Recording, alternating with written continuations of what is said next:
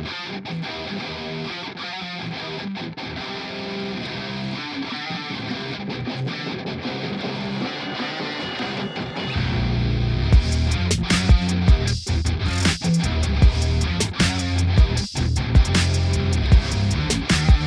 Pick Podcast, Picks and Perspective with Chris Johnson.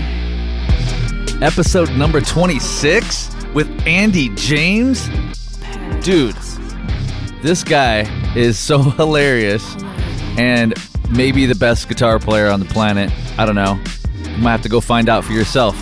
Listen to his music on the Players Pick Podcast playlist on Spotify. So you've been touted as one of the most explosive guitarists in the universe. After a curry. We're off to a good start. Okay. What do you got to say about that? I don't know, really. I mean, I'll just kind of do my thing and hope people like it, I suppose. Explosive, I don't know. It feels like it's been a long haul for me. Yeah. Like, I suppose explosive would be like, didn't exist one moment and there he is the next, I suppose. When I say explosive, I think of your playing though. Yeah, like okay, it's fucking like, because the thing is there are guitar players in the world, lots of them.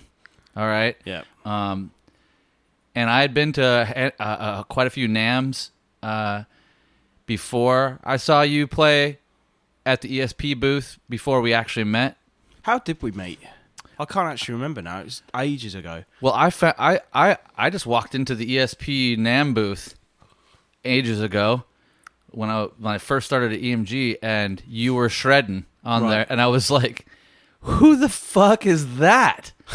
And like I took a photo and I took a little like 20-second video, and then I went back and I was like doing an Instagram. And I was doing Facebook for EMG.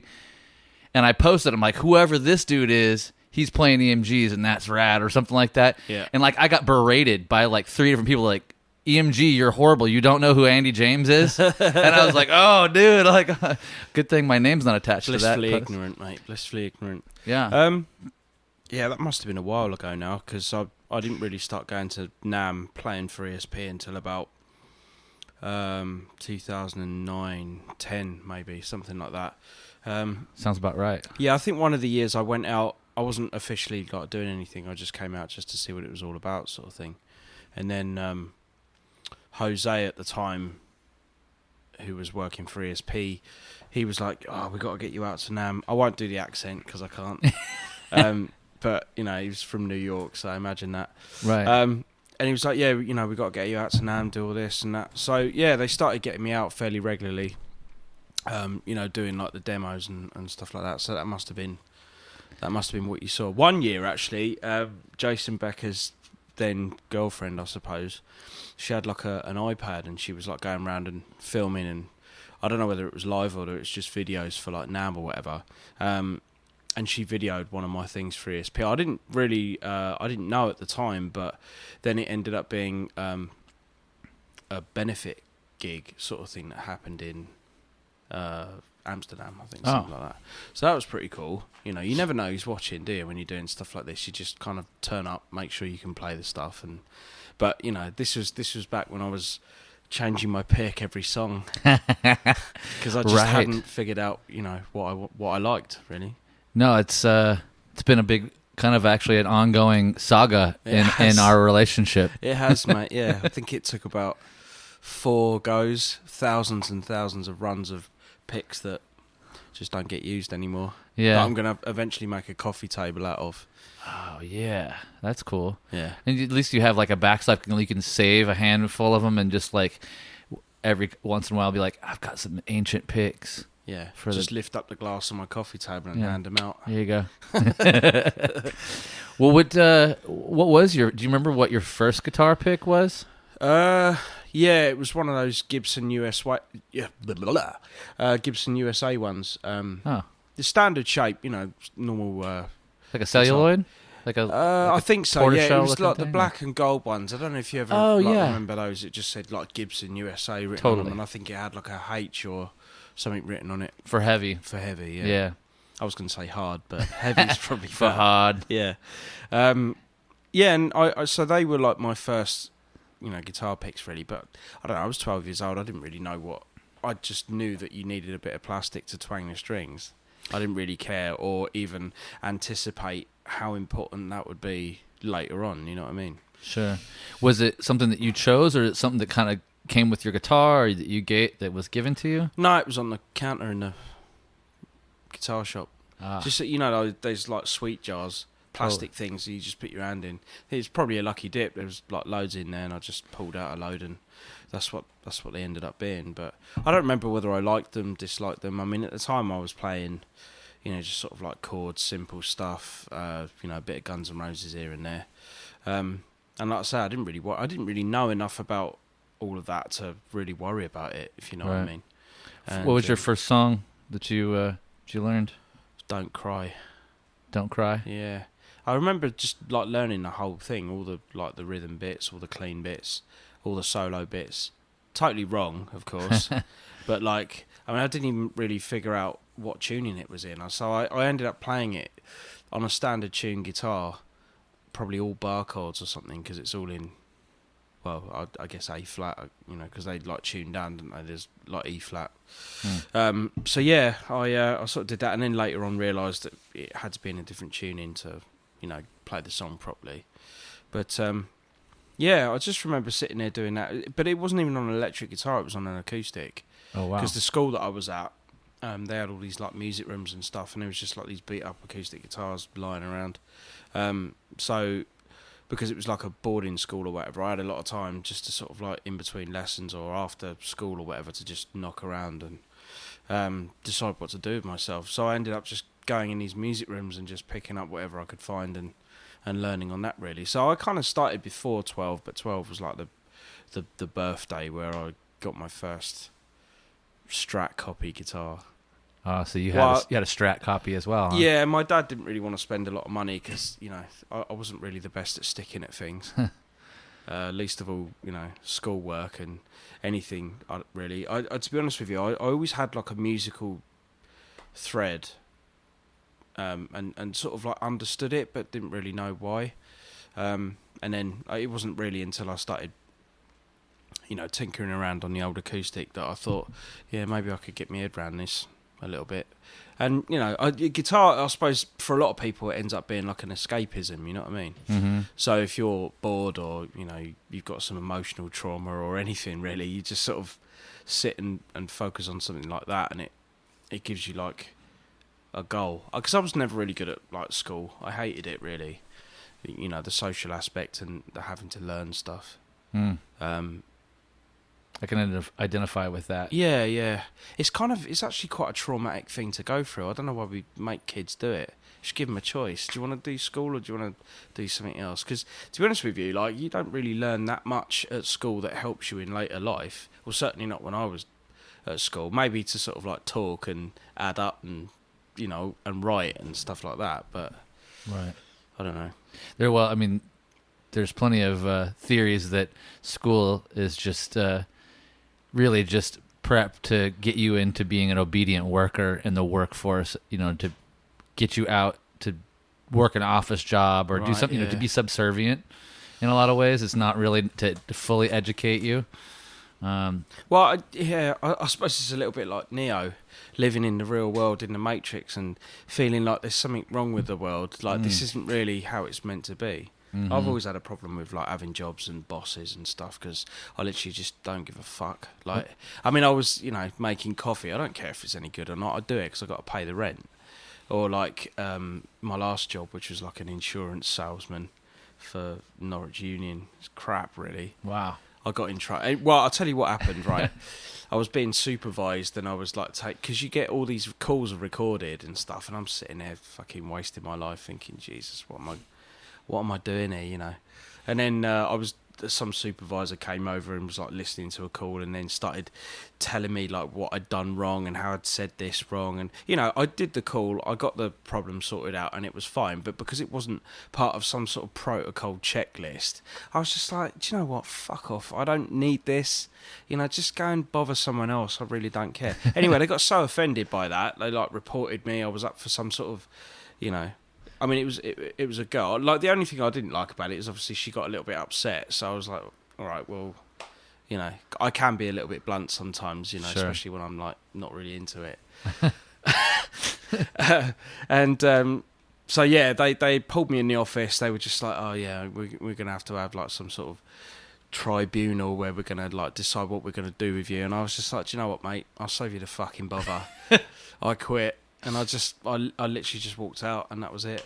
Just, Oh, I like that story. I've walked out of a few jobs. Yeah. But it's like, does it really matter? Like, why do we have to do like 9 to 5 or 10 to 6 or whatever it is? Because if like you can do your job in 2 hours, then do it in 2 hours and have the rest of the day off. Right. I don't really understand why you have to be like, working 40, 50 hours a week to do it. I've never really subscribed to that idea of doing things, you know what I mean? It's brutal. And I've done it, and I'm glad that I did it for the time that I did it, but because I did learn some things along the way. I learned that I don't want to do it. Yeah. Yeah. But that's brutal. I mean, I guess it kind of works for some people, and I'm not knocking it. Like, honestly, I think you have to be a certain type of person to sort of like, be part of a bigger thing, and make sure that what you're doing is helping the greater thing. I don't know. I mean, some people just do it, I guess, because they need money. They've got to pay the rent. They've got to do this, and a lot of people have always said to me like, oh, you're so lucky to sort of like, do what you do, and I'm like, fuck. If only I saw it as luck, you know what I mean? Because you still have to work. Because I think there's this misconception that, like, if you're going to do music for a living, that you're just sort of, like, dossing about and you're not really doing anything. But in actual fact, you probably work more hours than the sort of time frame that I mentioned. It's just God. You enjoy doing it and it doesn't feel like work. I mean, they say, don't they? Like, if you find something that you enjoy doing, you'll never work a day in your life. Except you'll be working every day of your life. Yeah, exactly. All the time. But my hobby is my life. It is the only other thing I do apart from play guitar, write music, and travel and stuff like that is probably just sit and do fuck all watching Netflix. Mm-hmm. Like, they're the two things I probably do in my life. It's not very interesting, but to me it is. No, but you raise a good point that when you find something that you're passionate about, then.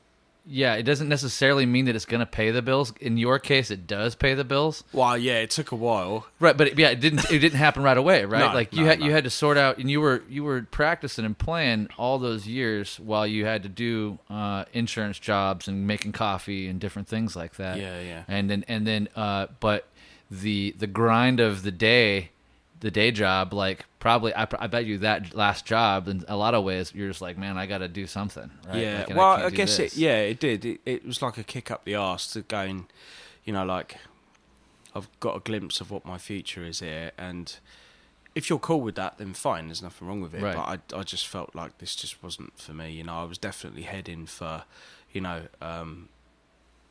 mortgage, stable job, probably kids. I don't really know. I haven't got any at the moment, but without having explored the other side of what I wanted to do. So I don't know. I've had like a few moments in my life. That was one of them. I quit. The girl that I was with at the time, she was pretty cool about it. It's just like, look, you're obviously good at what you do.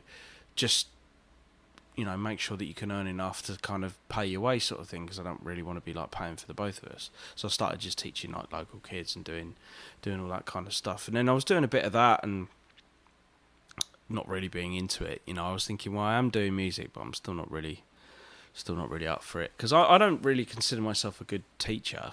I don't have a lot of patience. I don't really know a lot about or enough about music from start to finish to sit down and school somebody from the beginning and picking up guitar right until learning something. I mean, it was only really until I got the job at Lick Library, which was basically I was sat at the same job, guitar competition, advertising the magazine. I went through all the heats, did the competition, ended up winning it. Met Jamie Humphreys, who was like doing a lot for Ernie Ball and stuff at the time, and he was actually part of the judging panel, I think, for this thing. So he must have just kind of kept my name in his head, because their job came up for Lick Library and they phoned me. I was literally in a music shop, like just playing guitar with no money, playing a guitar that I had no intention of buying, and they knew that as well, because I knew all the guys in the shop, you know what I mean? They're always like walking past going, "Are you actually going to pay for that fucking thing or what?" I'd be like, "No, I'm just going to play it and put it up on the wall and then play another one." And then phone goes, get me in. And then that kind of snowballed into now, really. So started from Lick Library, all the stuff that I've kind of either taught or done, lots of travelling, lots of being in bands, lots of touring.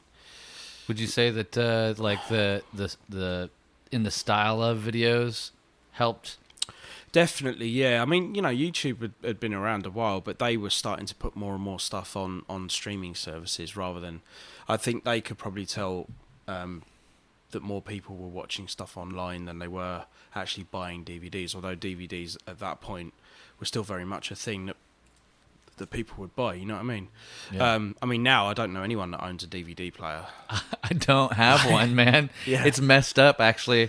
There's a handful of things that are on DVD and CD that I still have around, and every once in a while I want to listen to them, and I don't have one. I have one in the car now. Right. But my last car was like a way newer car, and it didn't have... The newest cars don't have that. No. It's just... I know, yeah. I mean, I'm lucky I've got a CD player in my car, but most of the stuff's like Bluetooth. So I don't have like useless bits of plastic falling out of my glove compartment anymore, especially when I'm doing 70 miles an hour or whatever, and I'm trying to look for the next album I want to put on. Oh, man, those are the days. Yeah. Having a big old like thing that you would... Like, I had those big old books, you know? Way more organised than me, mate. Mine was shoved in the side of the door, glove compartment, or under the seat. I do that too. But I really like at the height of like my CD, like I was in the 99.9% all burned CDs. Yeah. Borrowing all the CDs to burn them. Yeah. And then I'd collect, that whole thing.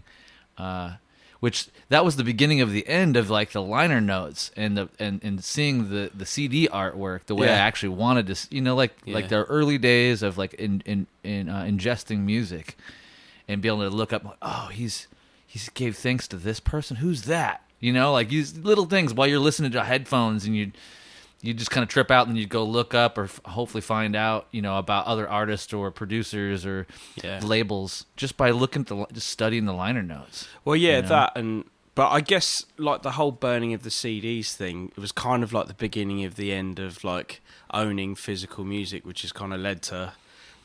Well, I mean, I know that there's sort of Napster and all that sort of stuff, but like, yeah, like. I don't want to buy an album, I'll download it off the internet, I'll burn it to a CD and I'll have it in my car. Or someone buys it, you borrow it, burn it, and the same result.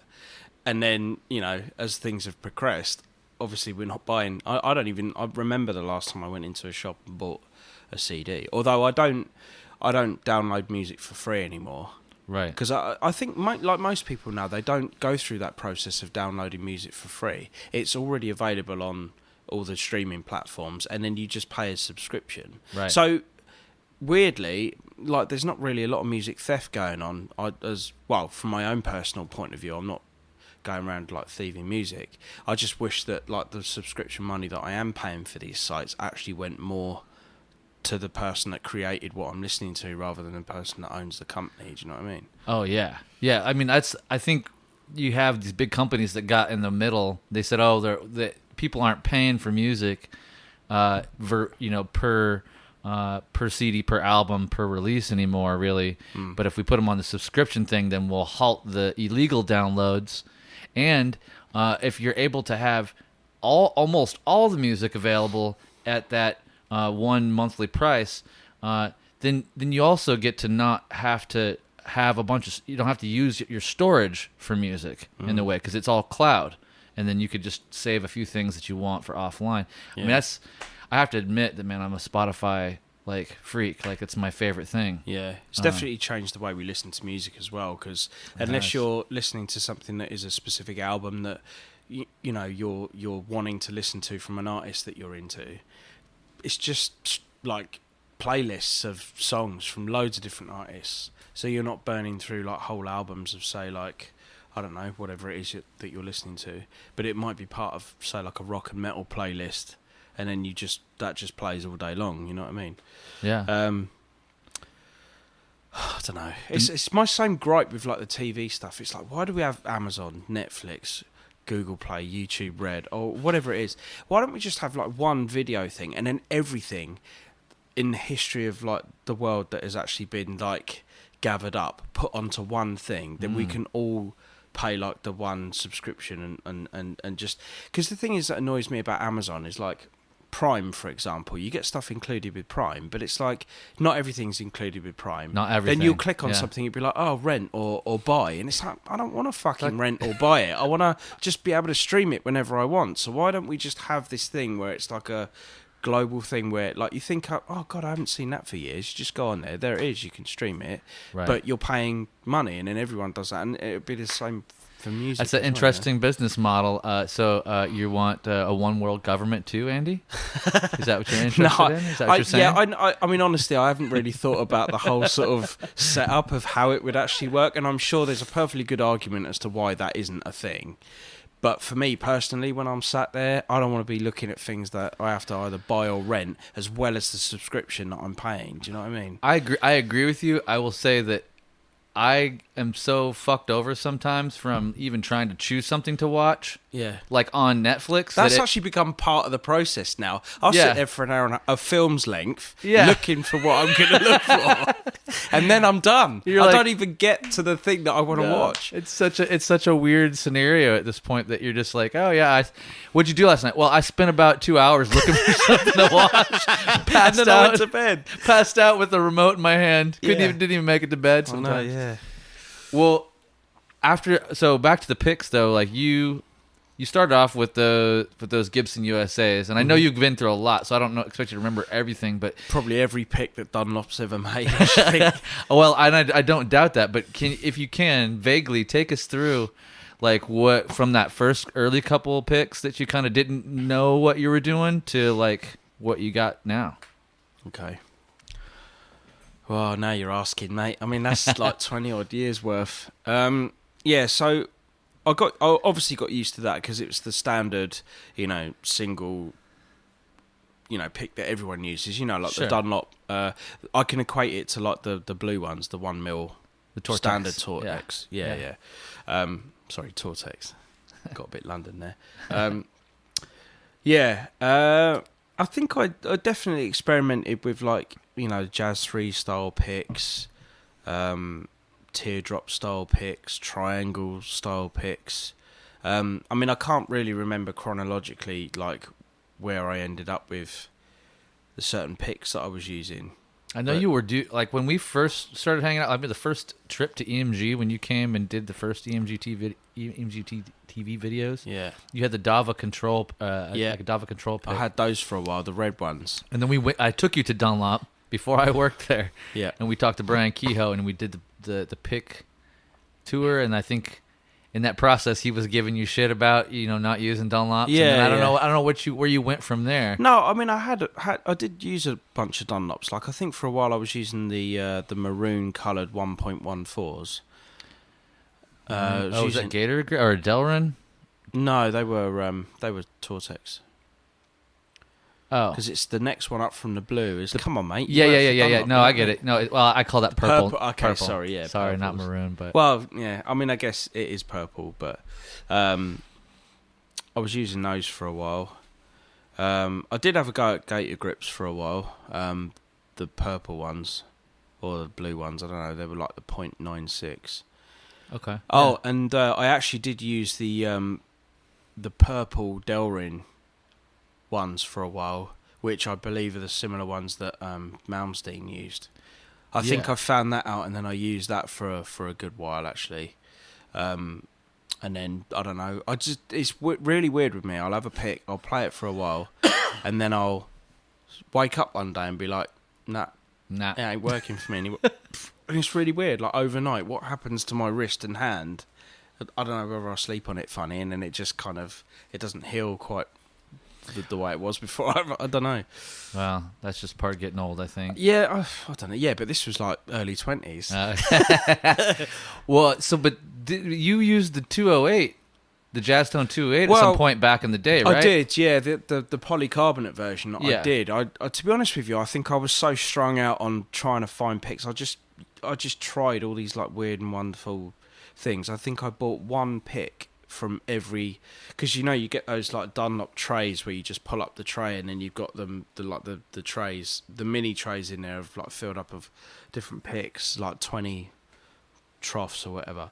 I think I bought one of every one and I just laid them all out and I went through them, and then I got to the 206 Jazztone, and this was around, I just started Sacred Mother Tongue at that point. I didn't start the band, I joined the band, and I was looking for something that would be able to do rhythm and lead and all the rest of it.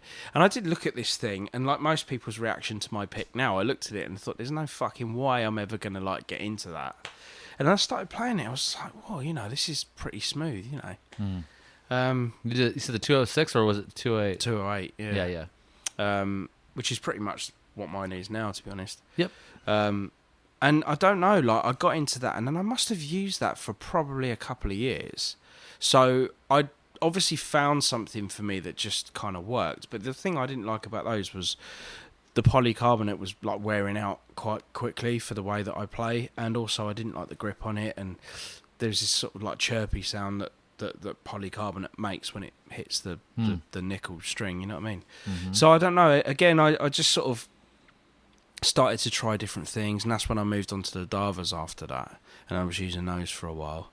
And then I had like loads of different picks. I went through all the Ultex different ones, so I had like 0.73. Was those the Sharps? No, because the Sharps they hadn't been invented yet. They were just like the normal ones. Oh, the 'cause normal Sharps Ultex. Yeah, the Sharps came a bit later on. But, I mean, yeah, that kind of leads up to our relationship at, Dunlop, because obviously we knew each other from EMG, and then you moved over, and then it was like, right, okay, let's do a signature pick. And I think at the time I was sort of heavily doing my guitar academy, and I was kind of thinking, about merch and stuff like that, and finding a pick that I could, merchandise and use at the same time. Because the thing with me is I don't really like to use stuff or put my name on anything that I'm not actually using. That's legit. Yeah, well, it's kind of pointless, really, because I suppose if you've got people that look up to the way you play, or they want to get some insight into what you do, so maybe it can inspire them to do something or other. It's kind of pointless if I'm going, oh yeah, I'll play this pick, fine, and then you've got someone sat at home going, well, I can't do what he's doing with this pick, it's really weird, and then turns out I'm playing something else. Right. I think it'd be a bit nasty to do that to somebody. Totally. Do you know what I mean? Yeah. But so yeah, like I first came to you, and I think the first signature pick, I mean, this wasn't to market, this was just for me. Right. Was like the point. No, it was the Delrin, the purple one, the Malmsteen one. Yeah. That was the first one we ever did as a Okay. run of AJ picks, with the same kind of... I do remember that, yeah. So that was the first one, and then you printed me a load off, and then I changed my mind. Like the next day. And I wasn't used to them, so I had 5,000, because they do like bags of 5,000, didn't they, or whatever? So you have to do these runs. They come with they're like, I think it's like a bag of 800 or 1,000 at least to start, and it feels like a million picks, because it does, so many. I mean, I don't know what happened to all of those. I mean, I certainly didn't use them all, but at some point I changed my mind on that, and then kind of left it for a bit, and then I started using the same pick composition, which was the Delrins, but I was using like the 0.73s. That's right.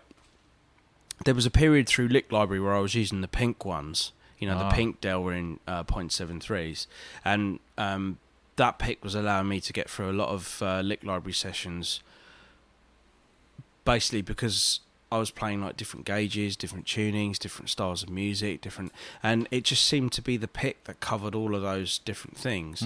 But it was one of those things where it worked in the context of doing stuff for Lick Library, which at the time I was doing a lot of. But then I'd come to be playing with the band, and then it wasn't hard enough, or it was too soft, so I had to find something else. See, this is the other problem with like me trying to find the perfect pick is I was playing instrumental stuff in standard tuning, which required a different tension with the strings, which affected the different gauge of plastic that I would need in order to, manipulate whatever I was doing. Then I've been playing in my band, and that was like drop C sharp, and then it ended up in drop C. So again, you got another tension problem, slight shift or whatever. So the pick that I was using for the standard tuning stuff didn't quite work for the.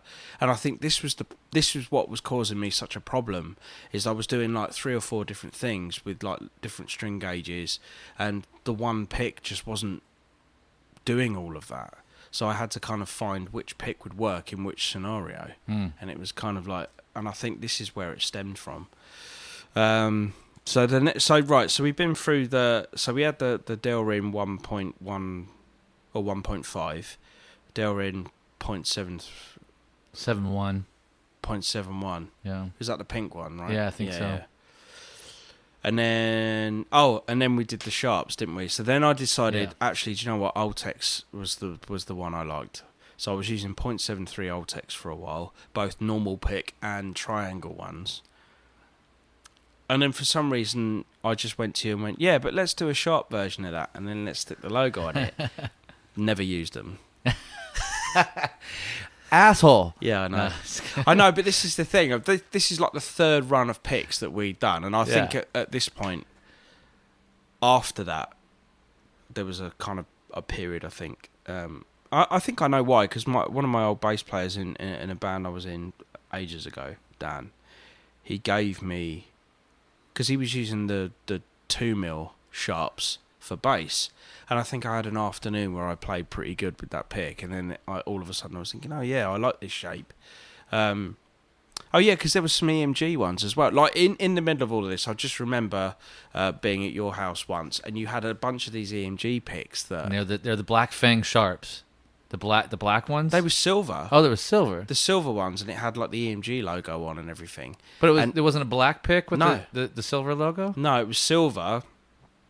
No, it wasn't. It wasn't like a standard pick or anything. Oh. And you only had like 5 or 6, and they were the only ones that existed. This particular pick, and I used them for about a week, and then I changed my mind. So it's ridiculous. Like honestly, people don't realise the trauma that.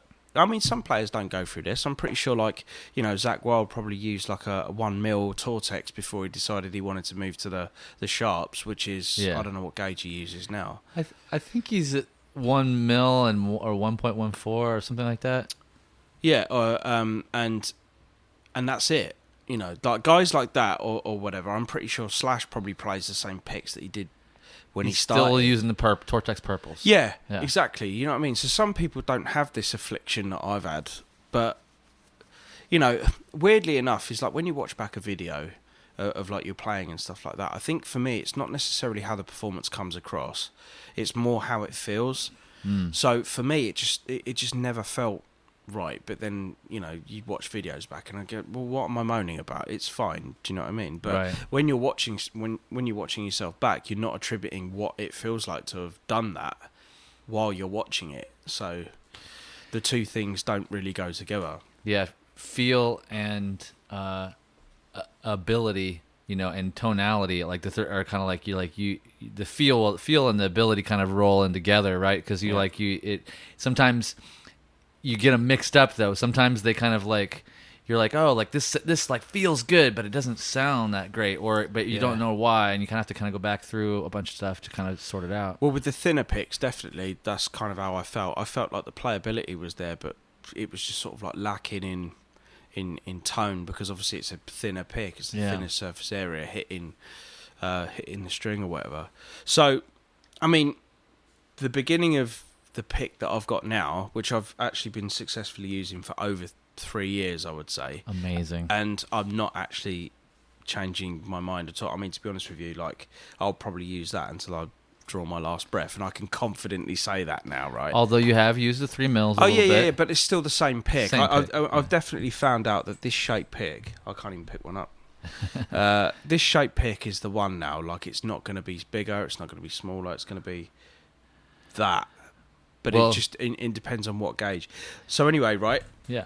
I decide Ultex is the one. I like the way Ultex sounds. because I was just using like the 1.14s for a while, which was going back to pretty much where I started with the pick shape.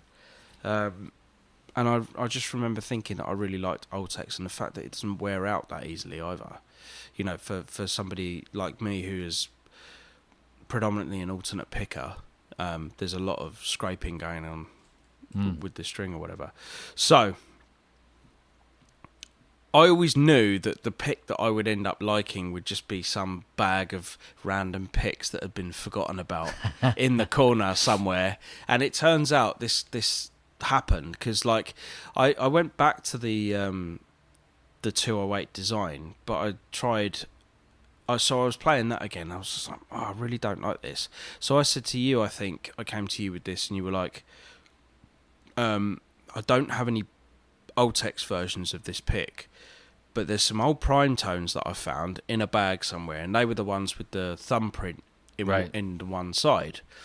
I'll send you those and see how you feel. But it was like a run that Dunlop had done, and they didn't really put much stock into it. They'd done them, and we never put that out. It was because they were always in polycarbonate, and for whatever reason, somebody asked Jimmy to do them in Ultex. Right. And they were sitting around, and I had thumbed through them, and they're real close to the 208. Like there's a one shape. It just has similar shape. Yeah, it's just almost the the same the grip thing. on it. Yeah. So you were like, okay, I'll ship you these and see how you get on. So I got them. I was playing with them for a while, and I just thought, this is starting to get close now to the sort of thing that I wanted. So then I think quickly after that I was just like, look, is there any way that we can just do like a 208 shape but in Ultex? So I think you might have even found some. I don't think you printed any, because I don't remember getting like a big bag of them. Oh no, I had to print them. Yeah. Oh, you did? Yeah, we had to make them. Yeah, because we hadn't done those yet, and so that's what the first run was in amber, and we did them in black with like the black AJ logo, red AJ logo, and silver AJ logo. Oh, but before that there was the green. There was a green see-through one as well. You know, like the gravity picks sort of thing. Yeah. But they weren't like finished or anything. They'd just been done. I think they might have even just been like a perspex or something. Because I remember having one of those as well. Yeah, I might have seen some extra random stuff. Yeah, it might have been because I maybe just God, I can't even sort of have one beer, mate. That's it. No, to basically just rule that out. That's not what we're going to do. I think it was maybe the sort of like shape, but you didn't do it in Ultex. Yeah. It's really hard to remember, like, because there's just so much stuff that went on in that small period of trying to figure out which was the right pick. But yeah, the when I got like the blank Ultex 208 shape, that was it. I was like, right, this is what we're going to do. And I think at this point you're like, well, you've got to be sure about this. Basically. Because this is it. Like, if we do a run of these and it's not, then we're not just going to make you like loads of picks, because this is getting ridiculous now, you know what I mean? And to be honest, it's not cheap, is it?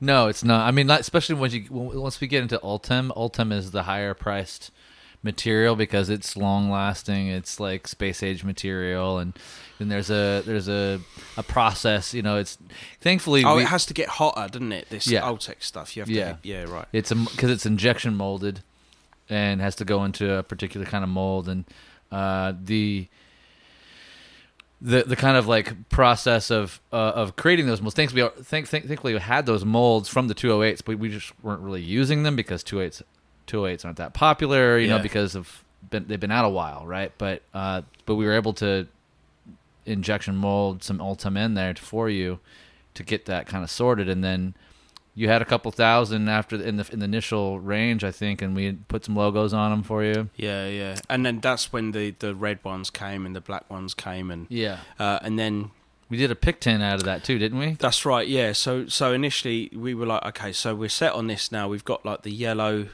208 Ultex. So I mean, I didn't design shit really. I mean, I just kind of pulled an existing pick from somewhere else and made it into something else with just basically material.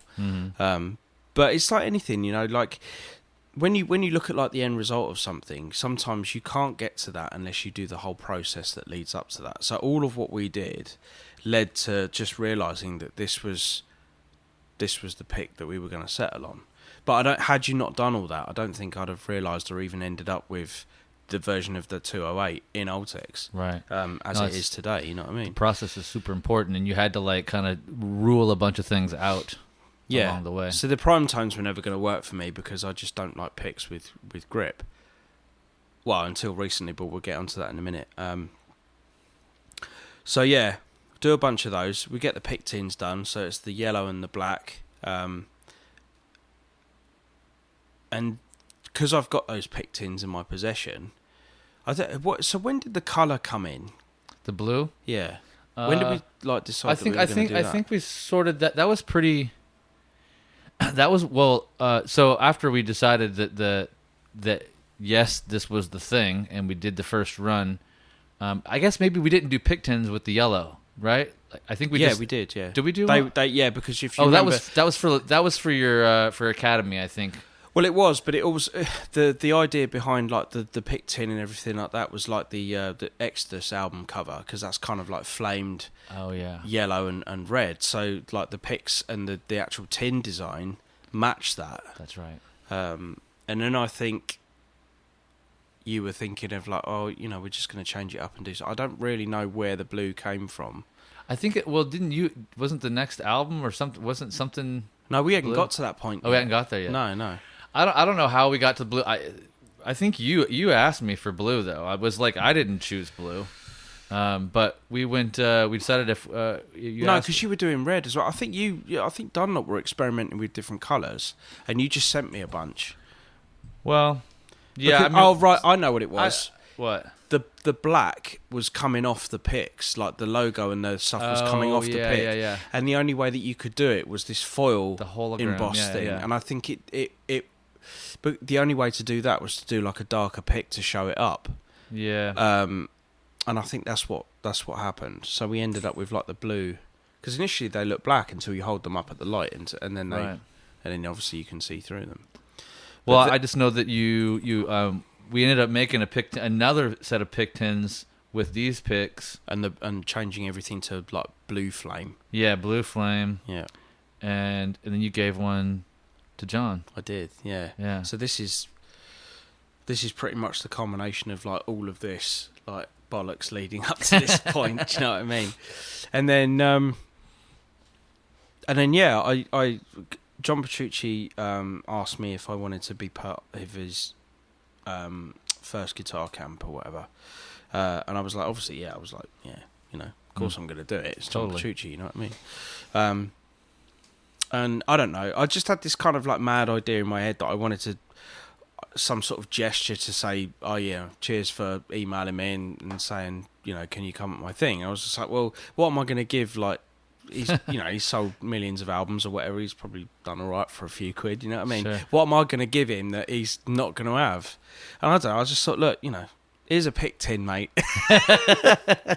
And I never even thought he'd open it, try it, like it, and then do the gig with it that night. Like I had I wasn't. That wasn't my agenda. Like going down, I just wanted to give him something and go, well, here you go. And that was it. And then he did a couple of gigs with it, and then the sort of following weekend on the Sunday, I had a gig in Hammersmith, London, which is sort of fairly near me. Because when I met him, it was Manchester, and that's about 3.5 hours from where I live at the moment. But London's a bit quicker. So me and my now wife went down there. Because he texted me like at midnight going, look, have you got any more of these picks? And I was like, yeah, I've got 5,000 of them. How many do you want? And he went, I don't need that many. I just need like 50 or something. So I whack like 50 in a plastic bag and drive down to London and we go. And unfortunately, we had something else on, so I couldn't stay for the gig or whatever. And I just give them to him. And then next thing I know, actually, I can't remember how this sort of happened, but I think you might have told me or whatever that, because I remember thinking it was quite funny that he'd gone to like immense trouble of like taking his like a Jazz 3 pick, Dunlop actually working out the schematic of how much wear there was on the tip of his Jazz 3. I think there must have been about two or 3 weeks worth of wear, to the point where he had this one pick that was like, I can't lose this because this is the perfect bevel either side of the the point. That was the Jazz 3 NYC prime tone. That's right, yeah. And I just remember he kind of halted all of that, and that's not, obviously that's quite expensive probably. Oh, we put it out. We sold it. Oh, you did? Yeah, right. he was using it when you gave him that pick tin. Right. But then essentially he hit up Frank Aresti, who is my workmate right next to me at Dunlop, and they've been friends forever because Frank Aresti's in Fate's Warning. Oh, okay. He used to be in Fate's Warning. Yeah. Still an honorary member or whatever, but he texted Frank and was like, "This pick that Andy gave me is stupid good. Like, I just needed to be a little bit smaller. Yeah. I basically want the same thing." Yeah. And like, we're like, "Oh, great!" My first reaction, to be honest, was like, "Oh, okay, great." One of the few times where smaller is actually better. Yeah, I'm like, I'm here. I'm trying to do something cool with Andy James. Yeah. And John Petrucci steps in and is like, "That's my pick," and I'm like, I almost got upset. Right. For 5 seconds, and then I was like, "No, actually, this is a really good thing." Okay, this is like a blessing. Yeah, because I think like whether Jimmy knew it or not, I suppose because obviously like Dunlop picks, they pretty much cornered the pick market over any other company. Totally. Do you know what I mean? Like Yeah. they do everything. Most shredders and whatever they're using the Jazz 3 pick, and what company sort of pioneered that? I suppose I'm assuming it's Dunlop. it is Dunlop. Yeah. Yeah. So like, and obviously you got all these sort of like boutique-y kind of pick companies coming out, like sort of Red Bear and Gravity and V-Picks. So many of now. Yeah, Iron yeah. Age and Gemstone Picks. There's just like a Swiss billion of them. picks. Yeah, I mean, there's just tons of this sort of like stuff, and they're all pretty much trying to do the same thing with like having something that's got a point, but it's got like a quick release. Something that's like comfortable, that isn't too small, it's not too big. And I suppose this is the one hole in Dunlop's marketing campaign where they didn't really have that. Right. And I don't know whether Jimmy was really looking for it, or whether he looked at these other picks and thought, "Oh, we don't do that," because I'm not obviously involved in the sort of like day-to-day running of Dunlop. I don't know whether he ever came to you guys and was like, "Oh, I've got this idea for this." That's an interesting thing that you bring it up, because for I think maybe 3 or 4 months before like this whole thing like solidified with just you, before John and all that. Yeah. But it's got to be at least 3 or 4, maybe even 5 or 6 months. I don't know. Jimmy had a had a vision. Like he has these. He is just such a creative dude. Tequila fueled vision, dude, for real. Like like he was like, "Yo, man, I took a shot and I got it." I should imagine he's got a filing cabinet full of Don Julio somewhere, dude. Well, he's got whatever he wants, man. He's the man. Yeah. But I remember him coming in and talking about like how he had this idea for a new pick line called Flow. So you had the name up front. Really? He knew that Flow was going to be the next thing. So he had all these different concepts. He wanted to go back and look at Big Stubby. Big Stubby was something that was popular for a minute, and the country's like, maybe I redesign Big Stubby a little bit. And maybe I take something from the Big Stubby and take something from the Sharp and take something, and kind of like put something new together through these different things. And he probably put up, he called me into the office probably like 10 times a week for months, "Oh, check this one out. What do you think about this?" And I'd sit there and, like, I don't know, it kind of catches on the strings. I mean, like, I like the way it feels in the hand, but I don't know. I mean, that was really cool. Actually, that was every once in a while he'd have something that was a little bit cooler than the other things. And then it was just like, there was no time limit. We weren't rushing to market to do it. We were just researching. We were just like, he kept every once in a while, he'd be like, "Okay, I got an idea." And he'd call the guys in and be like, "Hey, we're going to change this. We're going to do that. Why don't you put this on that and this on this?" And just trying different things. He's just unafraid. He's like unafraid of like just like throwing shit at the wall, see what sticks, know? Yeah. And I love that about working with him because he's so guttural. He's so instinctual. Like he just had a name and he was like, I don't know, this is going to be the thing. I don't know how. Basically work backwards from the marketing right down to what it's actually going to be. Totally. And then here I come in. It was around the time when I had to go in and get approval for the blue colorant. He's like, okay, Andy, really? No, I swear, Andy, he's gonna play this pick. I like you sure? I've messed him about. Like it's like the boy that cried wolf. Yeah. He's like, no, for real. Like Andy really loves the pick. Now I want to do him in blue, and like we have to figure that out. And he's like, all right. So and then. But it was like that was cool and all, and he was like stoked to put the thing out. Just your pick. We were gonna just like put your picks in a bag and like say, okay, Andy James, pick is based off the 208. Well, it took a while because like you were like, look, let's just do some pick tins. If you can sell them on your own and there's enough interest, then maybe we'll think about doing something. So I realised where I sit in the food chain of like artists. I mean, obviously, if you're a guitar player, you've probably either you know who I am or you've heard of me, but it's not like Dream Theater, John Petrucci big. There is quite a right. It's not a Zach or a no, John no, Petrucci exactly. thing, yeah, there's a C gap of like where I am and where they are. So obviously from a company's point of view, it's like well, it's a little bit hard to kind of go 2 feet in and go, yeah, fuck it, no problem. Yeah, we're going to do it. By the time we got to the blue colorant, though, he was like, oh, that's a cool pick, and Andy's great. He kind of checked you out more and knew more about. Yeah, the we haven't process. really like hung out a bunch. At that point. But then the John thing happened, and as soon as John was latched onto it, he's like, all right, get in here, let's talk. Like, I think we need to do these in all the gauges, Like, we have Andy's size and we have John's size. And that's like the flagship. Yeah, and you guys were the centerpiece for the launch. And come to find out, I mean, like, when we looked at the numbers after, like, the first 6 months, like, that was the best launch of any new guitar pick line ever. And still now, I mean, like... What, 4 Dunlop? Yeah, 4 Dunlop. Yeah. And it was really tough in the first 6 to 8 months to even keep up with production because we estimated, like...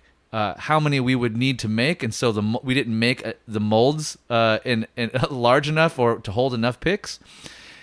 So like it was kind of like just weird. We were constantly back ordered, and we were like saying sorry to our dealers and everything because you and John blew it up, and everybody wanted them. And now we have it's a lot of other artists have come into the fold for those picks. Yeah, and the most recent one's James Hetfield. I know, like it's nuts. You directly started a ripple effect, that got John interested.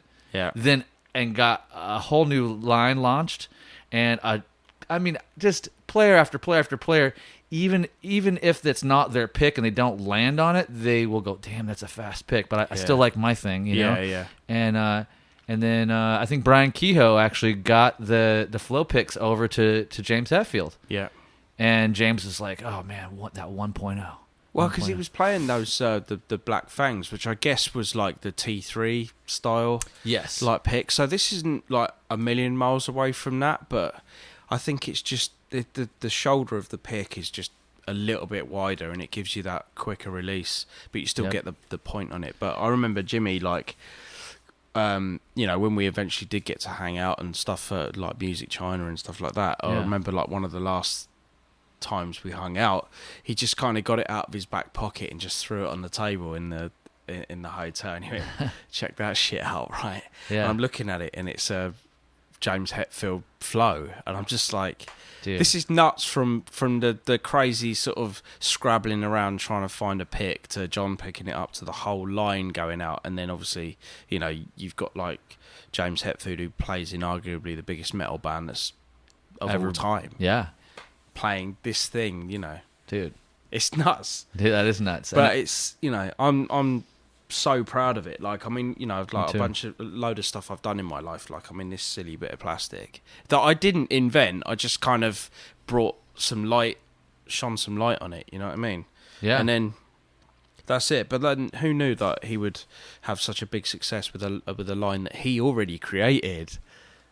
No, that is the really funny part about it is that because if you go back and you look at the Jazz Tone series, like did it not do very well as a run? Then it had its moment. It was pretty cool, and there's a few other people that like the 207 and like the teardrop thing, and a couple different things. I think Sarah Longfield might be still on the 207, like the teardrop one, or there's a handful of people that still play those, and I even had I think Angel Vivaldi was He's on Teardrops now. He's on the Tortex. We did a custom like 1.5 Tortex teardrop.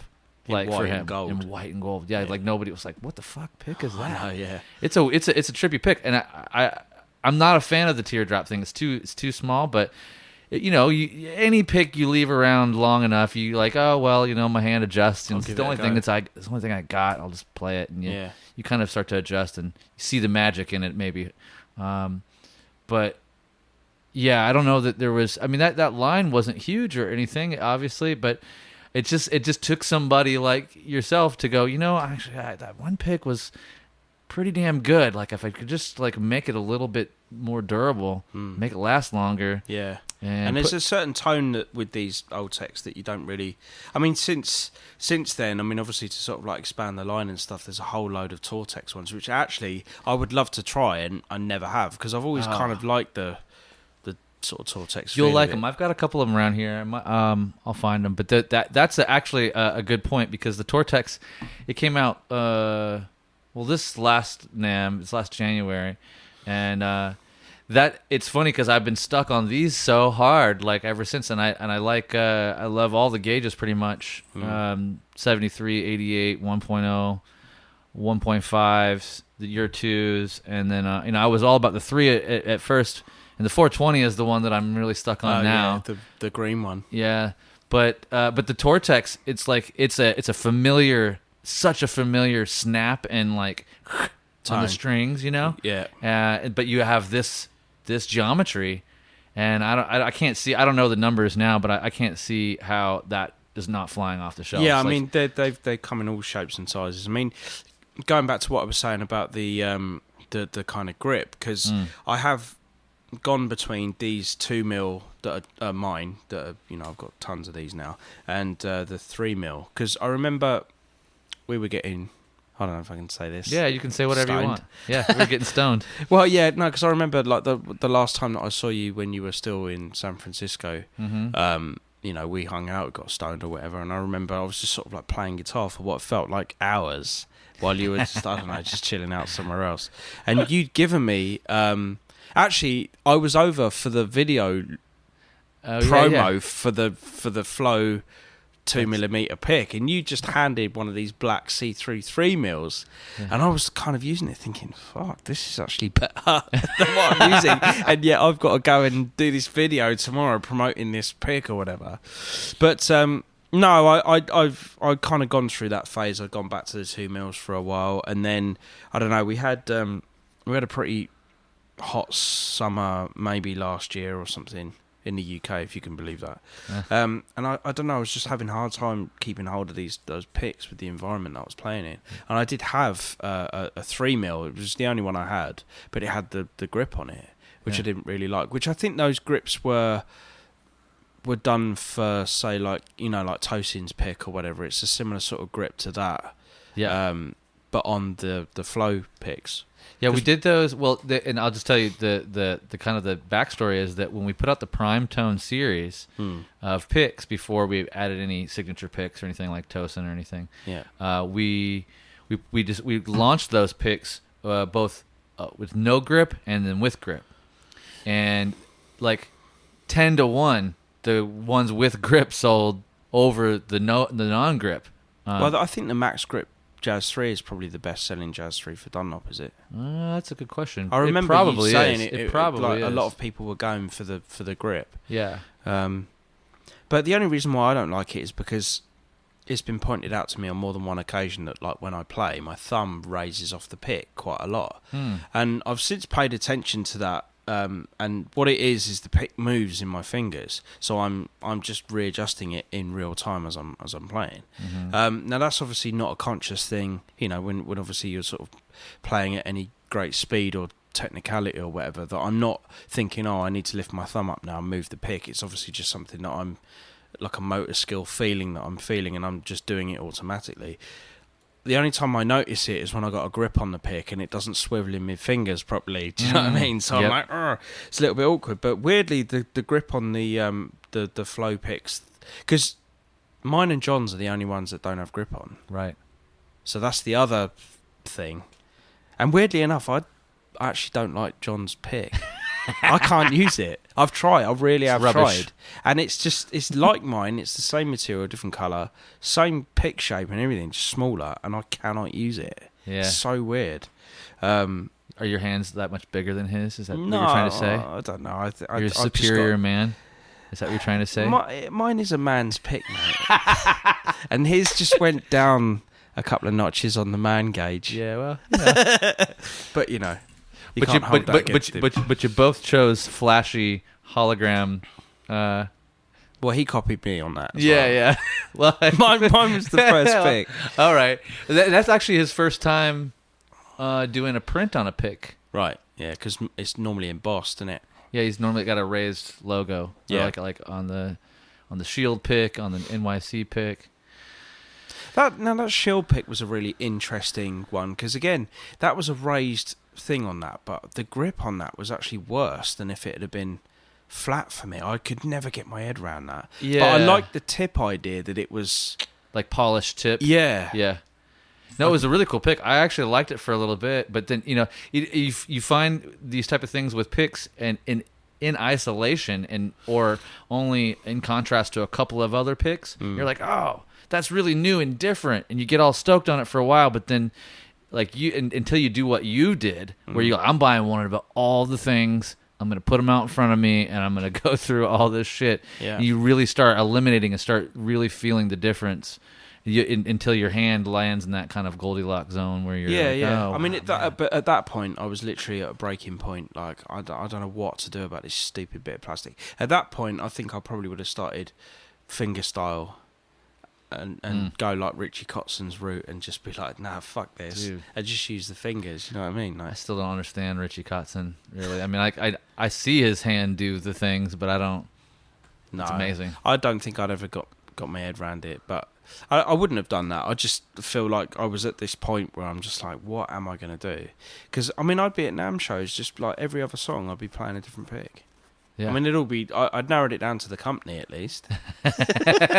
So I was playing Dunlops. I wasn't. That's good. You know, chicken pick. I might have had a go at one of them. Oh yeah, I played a few of those. Yeah, they're all right. I mean, all these like different picks. You know, like I play Gravity ones. They're all right. V picks. They're all right. You know, there's different ones.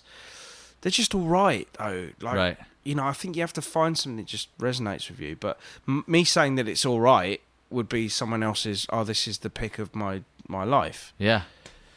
But I don't know. It's so ridiculous that a lot of your playing and ability as a guitar player comes down to not necessarily the guitar or even or whatever. It's how comfortable you feel with this bit of plastic in your hand, and it seems ridiculous, but it is such an integral part of how players play. You heard it here, folks. You have to buy Andy James' pick if you want to be anywhere close. It's just the way it is. Go ahead. Add to cart in the Amazon store now. Yeah. Right now. Go ahead. We'll wait. I mean, that's pretty much the story of this pick anyway. It's awesome, man. I love recounting it with you because we got to do it together. Yeah. And it was one of those things. It's for those listening too. If only I could have got a percentage of all of the flow. Well, you say, hey man, you gotta call your buddy Jimmy up and talk to him about that. I doubt I'd have had to fucking work anymore. I know that much. Yeah. Well, you've had a lot of interesting, some cool stuff happen in the last couple of years. I mean, you got married, right? I did get married, last year in Vegas. It's awesome, and she's the only bird I've been with that don't annoy me after a long period of time. So I thought, well, I might as well stick a ring on it. Yeah. But yeah, she just kind of gets my life and how I am because I'm not like the easiest person. None of us are. I'm not. I don't mean to get along with and like personality and stuff. I just think, kind of like growing up and certain things that have happened to me. I think emotionally, I get quite detached from things, and it's kind of hard to read me on an emotional level, in terms of like how do I feel about stuff and all the rest of it. Like I can, socially be quite sort of jovial and like knocking around and that, but I do have one of my traits that is something I probably learnt off my dad is like, you know, I like being around people, but there's only a certain gauge for that, and then I can't deal with it anymore. I'm like, fuck, I just need to be on my own. And I quite like my own company. I'm not one of these people that gets like lonely or anything like that. I've always got stuff like going on.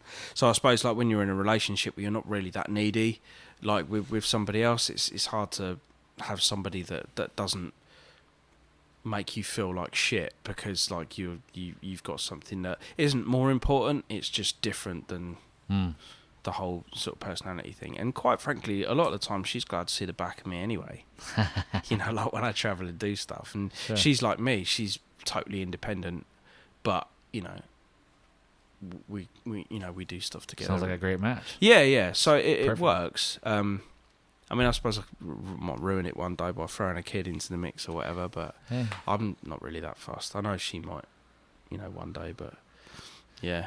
Would you like in your because you've been able to create a career kind of working from home primarily because you've had the bands come and go and you've got some interesting projects that you've been able to contribute to recently that are really cool. But most of your crux of your work is you get to work from home. You've done most of your YouTube stuff, your academy, and I mean, like, what have you found that has kept you like motivated and like inspired in that process? Because I know it's not always easy to be like stuck at home either. Like, I don't know, maybe you're different in that. I don't mind that. I mean, I'm not really, weirdly enough, someone that likes to travel. Like, if I didn't need to travel for work, I'd never leave England. Yeah. You know, I'm not that fussed about going to see wonders of the world or even beach holidays, or because it's just time sat doing fuck all when you could be doing something interesting. But a lot of people need that escapism, but because like maybe they don't enjoy, or they do enjoy what they do, but they just get to a point where they need a break from it and go. I never feel like I need a break from my life, so I don't think about travel and holiday like most other people do. You know, well, you end up traveling for work, and anyway, and so inadvertently I do. But then again, I don't really get to see a lot of places and stuff like that. I mean, I'm going to be in LA like 2 weeks now. I'm not really thinking, I need to go and see the Hollywood sign or go and do all this. Do you know what I mean? I just want to see people that I'd like and love to hang out with, and then do the thing that I'm here to do. Right. Which is kind of cool. I can't really talk about it a huge amount. I wasn't going to ask you about it, man. Well, you're the one talking about it. No, I know. Stop talking about it, bro. But people are going to know. Just kidding. But yeah, I mean, to be honest with you, the majority of like what I do now, I mean, I do like, I've written stuff for like TV and film stuff that's been used. I get like royalties that trickle in from that, YouTube. I mean, the Guitar Academy side of things, I'm still kind of in the background, but Nick, my partner's working really hard to just get like a new version of the website up and running. And, you know, I've just, to be honest with you, I just got to the point where I just couldn't deal with it anymore, you know, with like constant content creation. Because I think the problem is with like social media and stuff like that is it really only favours people that constantly work on editing videos, putting stuff out. And it's like, you know, I did grow up in a time where that wasn't a thing. And I don't think I've really ever adapted to like having to be like on Instagram 24/7 posting videos, YouTube posting videos, you know, doing this, that and the other. Replying and I think, to comments. yeah, like, exactly. But like, yeah. I think it's great that like your fans, you're accessible to like your fans and stuff like that. Like if people ask me questions or like they leave comments, and you know I see them because I do get a lot. So unfortunately, I don't really get to go through the hundreds of comments that I do. But like, hopefully, I'll try and get round as many as I can, Sure. and I try and be available. You know, I love one of my. This is way back. It's on one of your early EMG videos, but like, I know I can't remember the verbatim, but there's something like a top comment that where it's like, man, it's something about Andy James, man, doesn't use his pinky, like a total slouch or something, like, you know, like try to like make a bad, like a negative comment about it, and then like you just responded directly to him, and it was like, there's no notes that I'm not playing that I want to play. Yeah. I'm playing all the right notes or something like that. Yeah, the misconception is because I don't use my little finger that I'm somehow missing out on certain musical phrases that I could play if I incorporated more of my little finger. I've even had people say to me, I can't listen to Andy James because he doesn't use his little finger. Like, think of that. I can't listen. I'm not watching this guy. I'm listening, right? I can't listen to this music because I know it deep down in my soul, he's not using his little finger. I can't possibly give it the time of day. What a crack up that is. Yeah, I know, but That's like hilarious. most of these people that they're not serious. They can't be serious, and like it's not. I always find with like YouTube comments and people that interact with your stuff, like some of the things that they say, and you're just like, this wouldn't be a real interaction with somebody. No. Because most people that say these kind of like aggressive vitriolic things online, they're not the people that you would imagine that they are in terms of like if someone said that to you in real life. If they said that to you in real life, you've got a real world understanding of like, right, well, I could get involved in an altercation with this geezer, or I could just walk the other way, you know what I mean? But you realise that most people online is because there's zero consequence. Right. You know, they'll freely share their opinion with you. And I don't understand why people get so aggressive about music.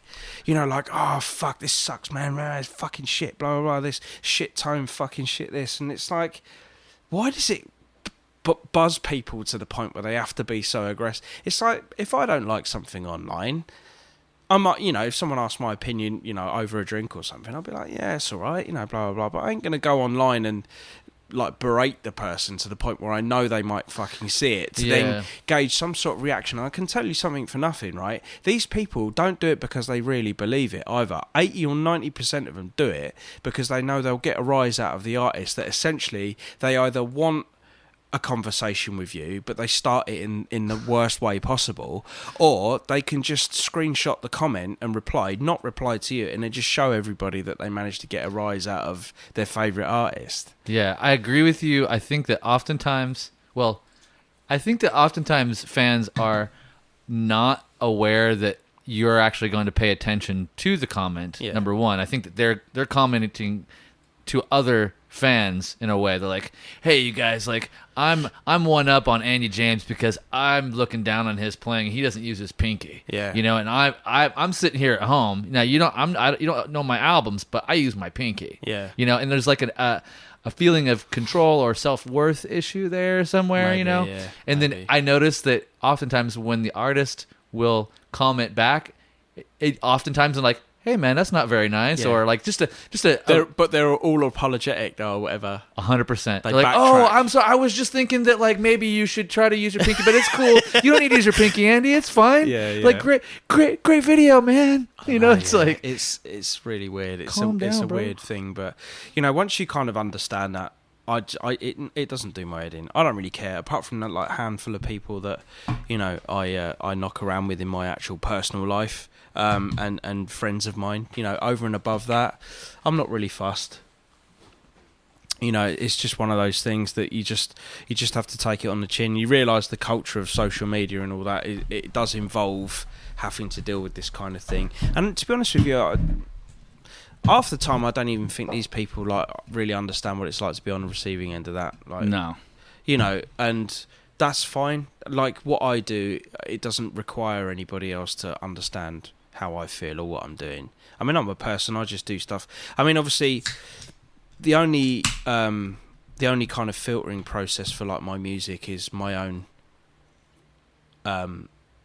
idiosyncrasies and my own ideas about what I want to do. I mean, it's not as if like with any artist really, like, okay, for example, a controversial subject at the minute, everybody's going on about Tool, right? They either love it or they hate it. And it's been like 13 years and it's like we've ended up with this. Now, those guys have been in the studio for what, 2.5 years doing this album or whatever. You know, they've sat down, they've obviously all agreed that this is how it's going to be. They're obviously buzzed on it, otherwise they wouldn't put it out. And everything that goes out from an artist goes through a filtering process where they've decided that that's what they want to do. right. I mean, okay, I do know people in bands that, you know, it's headed up by an idea, and then if you want to stay in this band, you've got to follow suit. Okay, fine. But if you're doing it for a job, then fair enough. But ultimately, most people, they'll either get on board or they won't get on board. Do you know what I mean? But like, they've obviously just sat there and gone, yeah, this is what we want to do. We're going to put it out. And they don't really give a fuck about what anyone else thinks because it's gone through that filter process. Yeah. And it's out there and they've done it, love it or hate it. See, my stuff, you know, like, oh, fucking hell, this is like, oh, boring, or, you know, I prefer this older stuff, or, you know, anybody goes through this. But it's like, I'm sat in a room writing because that's how I feel at the moment. This is the sound I want. Everything goes through a process of deciding, is this what I want? Is this not what I want? And then it goes out to the world. And obviously, you know, if you're going to put stuff out there, it goes out to, you know, opinion. Everyone's entitled to their opinion. It's fine. I'm not saying they're not. But I just wish that people wouldn't just like look at something and be like, you know, no thought has gone into that, or this is just fucking shit, or, you know, what were they thinking? And it's like, well, quite often they weren't thinking about your stupid fucking comment. They were thinking about what they wanted to do. You know, and as an artist, you're allowed that freedom, but essentially, you know, we live in a world where there is freedom of speech and they can decide. And some of these people are trolling, right? Some of these people are like, you know, wanting to get a rise and like they want to say stupid stuff just to feel important, to get. It's weird. It's like a kid that acts out that wants attention. You know, it's like a young kid that's like just wants somebody to pay attention to him, so they'll go and do something bad instead of doing the good thing because they don't know how to get it. Like at some point along the way, they saw that they get more interaction, more attention through throwing a fit in the you know, Kmart parking lot because they couldn't get the toy, and then like they got all this attention or whatever it was that imprinted on them at an early age, and then as they grow up, that's how they get a rise. Fast forward 20 years, sign up for a YouTube account with no subscription videos or likes or anything, right. With no profile picture, just talking shit on the internet. So, I mean, do you have like a belief system or anything? Do you like you? I mean, you're kind of secular. You don't fucking really have worm food, innit? Worm food in it. Yeah, you live, you die. That's it. Yeah. Do you think anything happens after you die? Yeah, but I didn't give a shit about what happened in the earth before I was born. So that whole period from like the beginning of creation right up to when I was old enough to remember something. But you said creation, so you think somebody created it or what? Well, something created it. It wasn't there forever, was it? I don't know. I'm asking you. So you're leading me now. No, I mean but Big Bang. I don't know if you believe in the Big Bang. That's a creation of, you know, what's come.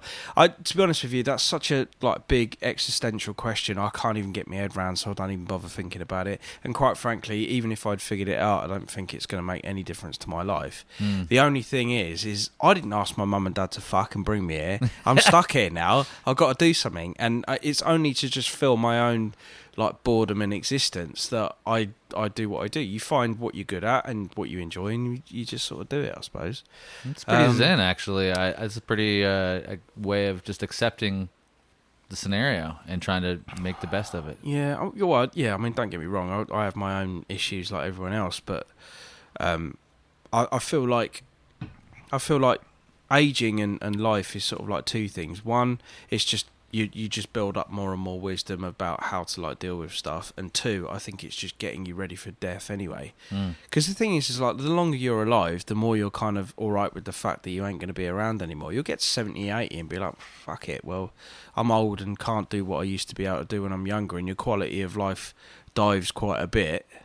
You know, maybe that's why people have kids, so they can sort of like, you know, as they're slipping away into the death years, they can kind of look back and go, well, I've passed on some of that wisdom and knowledge, like down to little Johnny. But then when you're dead, you're not going to care. Anyway, do you know what I mean?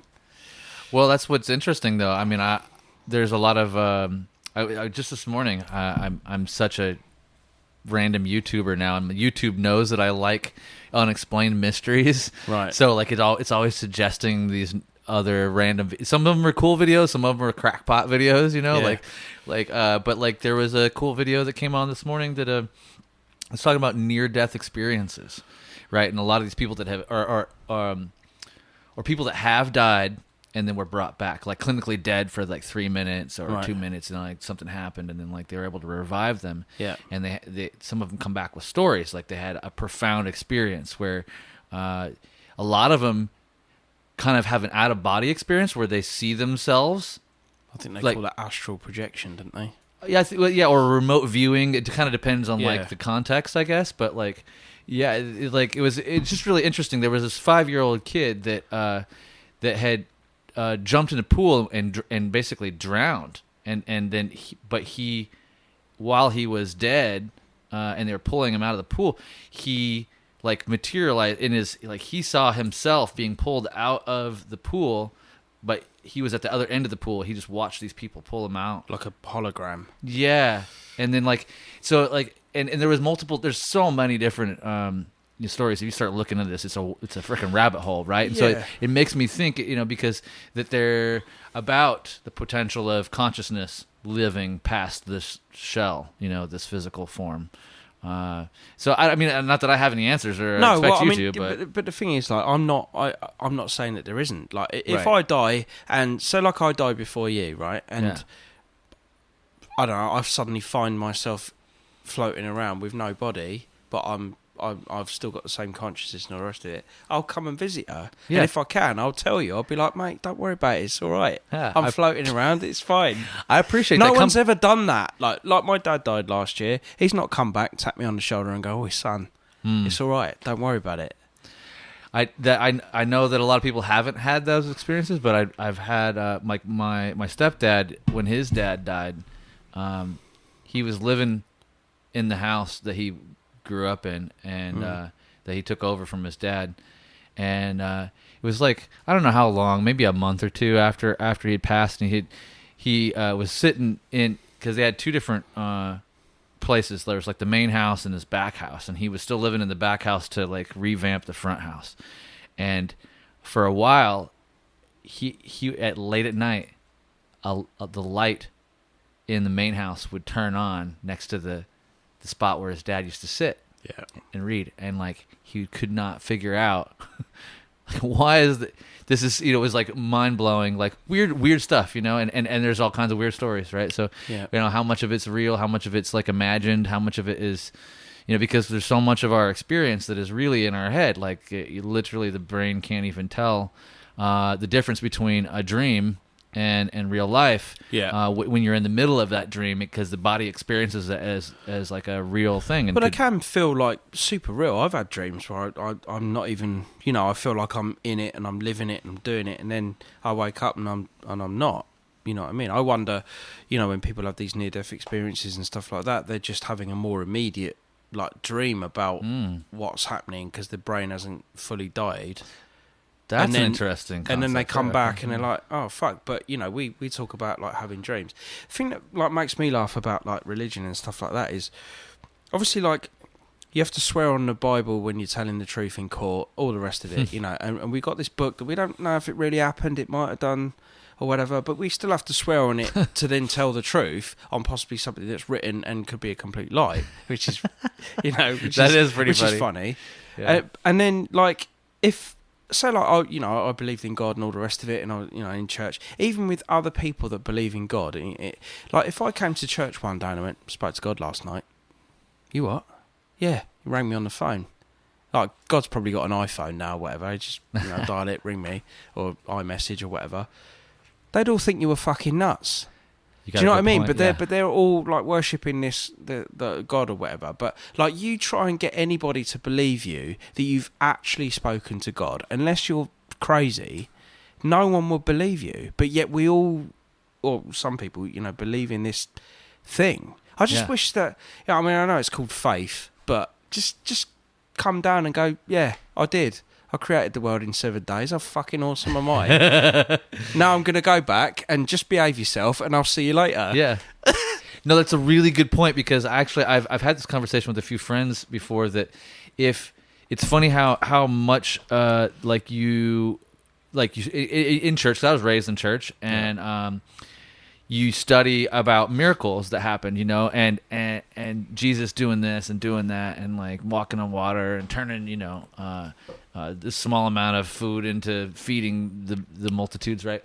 And he even says in the Bible, right? He says something like, greater things than you will do, right? Like basically trying to say, look, I'm doing these things to show you as an example that you're able to do more than what you think you're able to do. It's Sextuplet runs at 200 BPM with a flow pick. Yeah. Hey, so you've definitely done something that is greater than what Jesus has done. That showed Jesus doing that. I don't think he would. No, I don't think he'd be quite the shredder, and I think he'd probably have trouble. But to your point, if all of a sudden I came to you and was like, look, mate, I can totally turn, water into wine. Yeah. You'd be like, fuck off. Unless I actually saw you do it, I'd be like, you're having a laugh. Right. But the even crazier thing is if I were able to do it for you, any of the things, it would be a modern day case of witchcraft. Yeah, and then you'd be burnt for it. Right, like, so to speak. What if not physically? Like, you would be politically or socially been like, oh, he's tapped into witchcraft. No, wait. No, wait. Your own book said that it was cool that I figured out my powers. Yeah. If you were walking on water, you'd be in a fucking lab. You wouldn't be celebrated. Right. So it's a really interesting catch-22 on that. It is, which is kind of why I don't, and I also don't really understand how people can be indoctrinated into that way of thinking, like, unless they're just, I mean, we're all kind of a product of, like, because, like, when we're young or whatever, we are like a blank slate. Yeah, whatever, and things just get imprinted on us as we sort of go through life and our experiences and all the rest of it, because you got to think, you don't have any experience apart from being in the womb, and none of us remember that. Well, I don't. I mean, it'd be pretty boring to be in a sort of sack of amniotic fluid for 9 months. Yeah. I mean, I went scuba diving and that freaked me out. I was breathing underwater, so fuck knows what it would have been like in my mum's womb, you know what I mean? Yeah. I should think it's so traumatic, that's why we don't remember it. Because you imagine that's like your first real memory would be like, being pulled out of a vagina. Yeah. I don't know. It's kind of Players Pick podcast turned into, into Andy's birth story. It's kind of why I don't worry about it. It's like, people that are getting bent out about, things that are bent out of shape about things that are political and all the rest of it. I mean, obviously there's this whole Brexit thing going on. It's like, it's mental to see how, like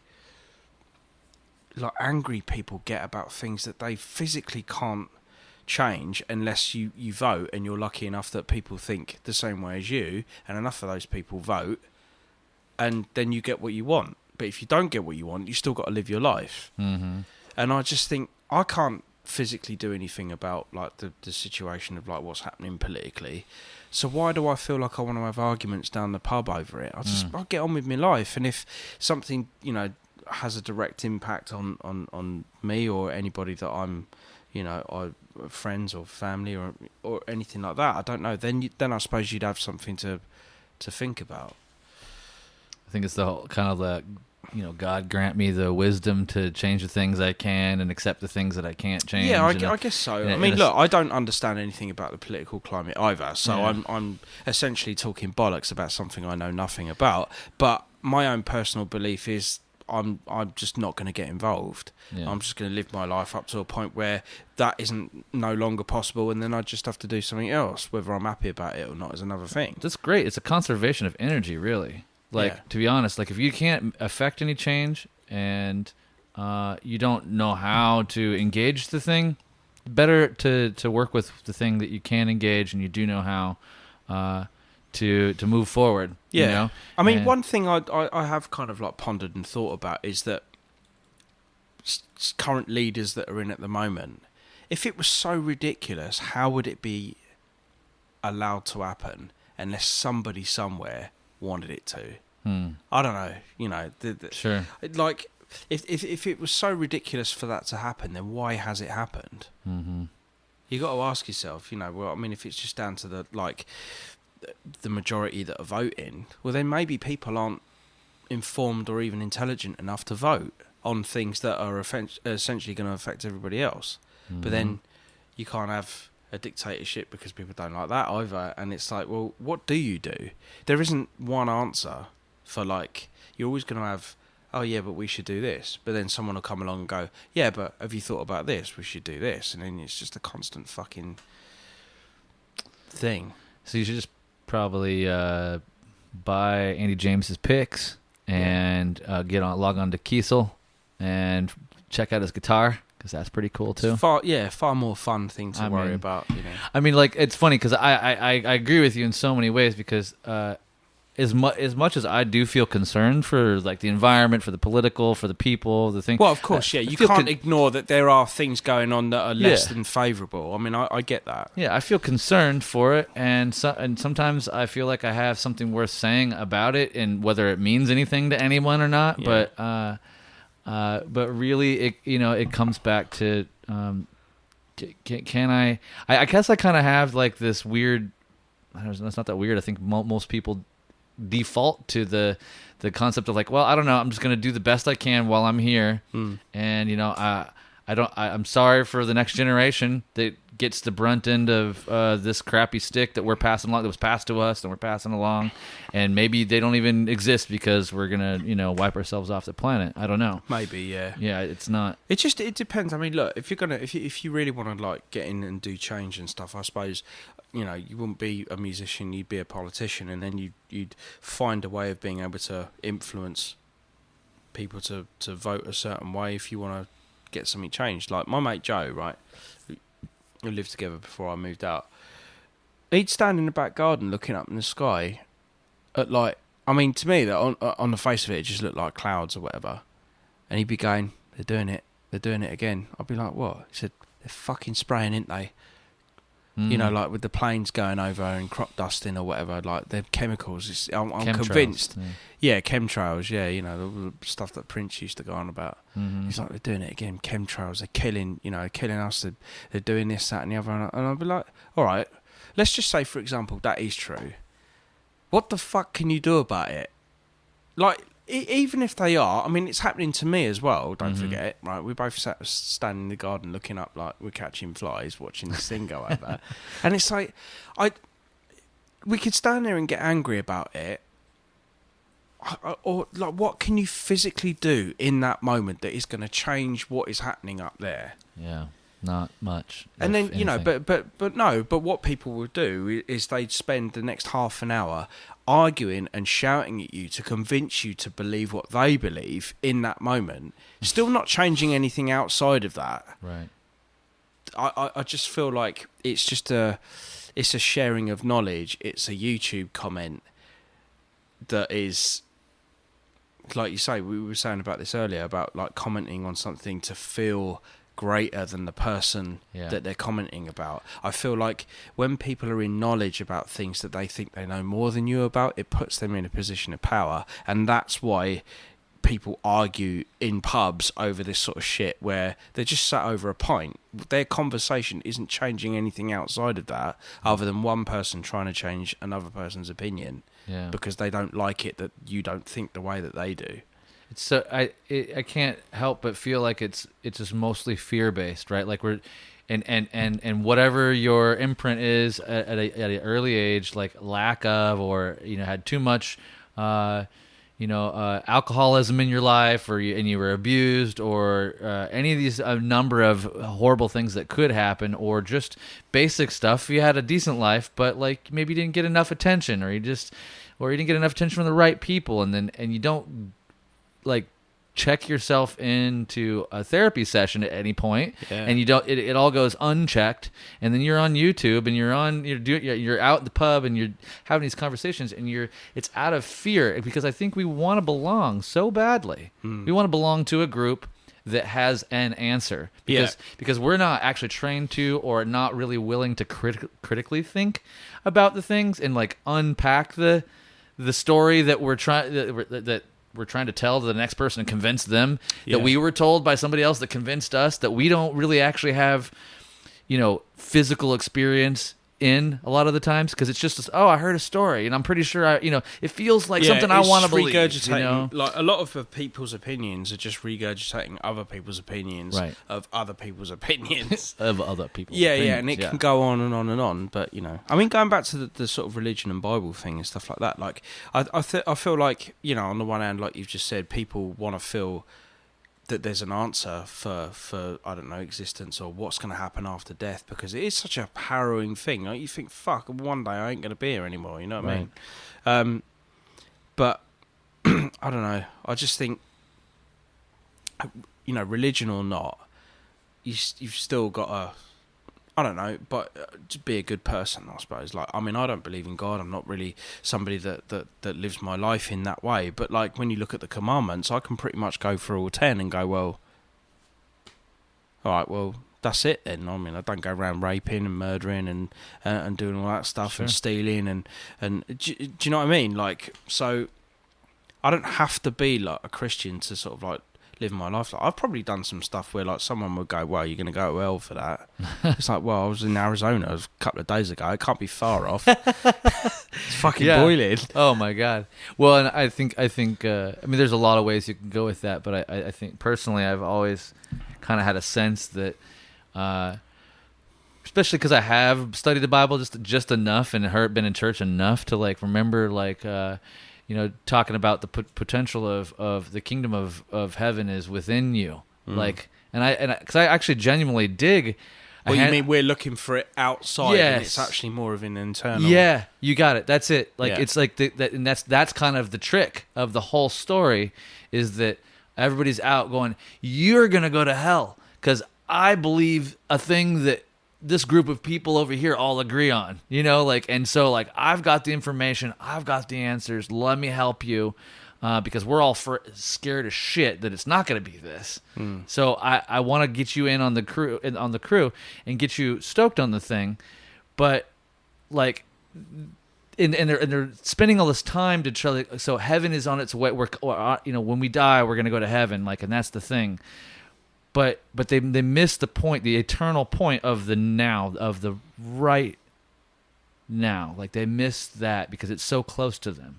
It's so close as their own nose, as their own hands, that this is what it's about. It's about this moment right here, because as far as you know, as far as you've experienced thus far, it's a seemingly eternal, infinite moment. It's like, that's why tomorrow never comes. You just keep waking up, and it's like it's another stage, right? Here's a soundbite for your podcast. Heaven to me would just be to be on my deathbed with no regret. I like that. That's it.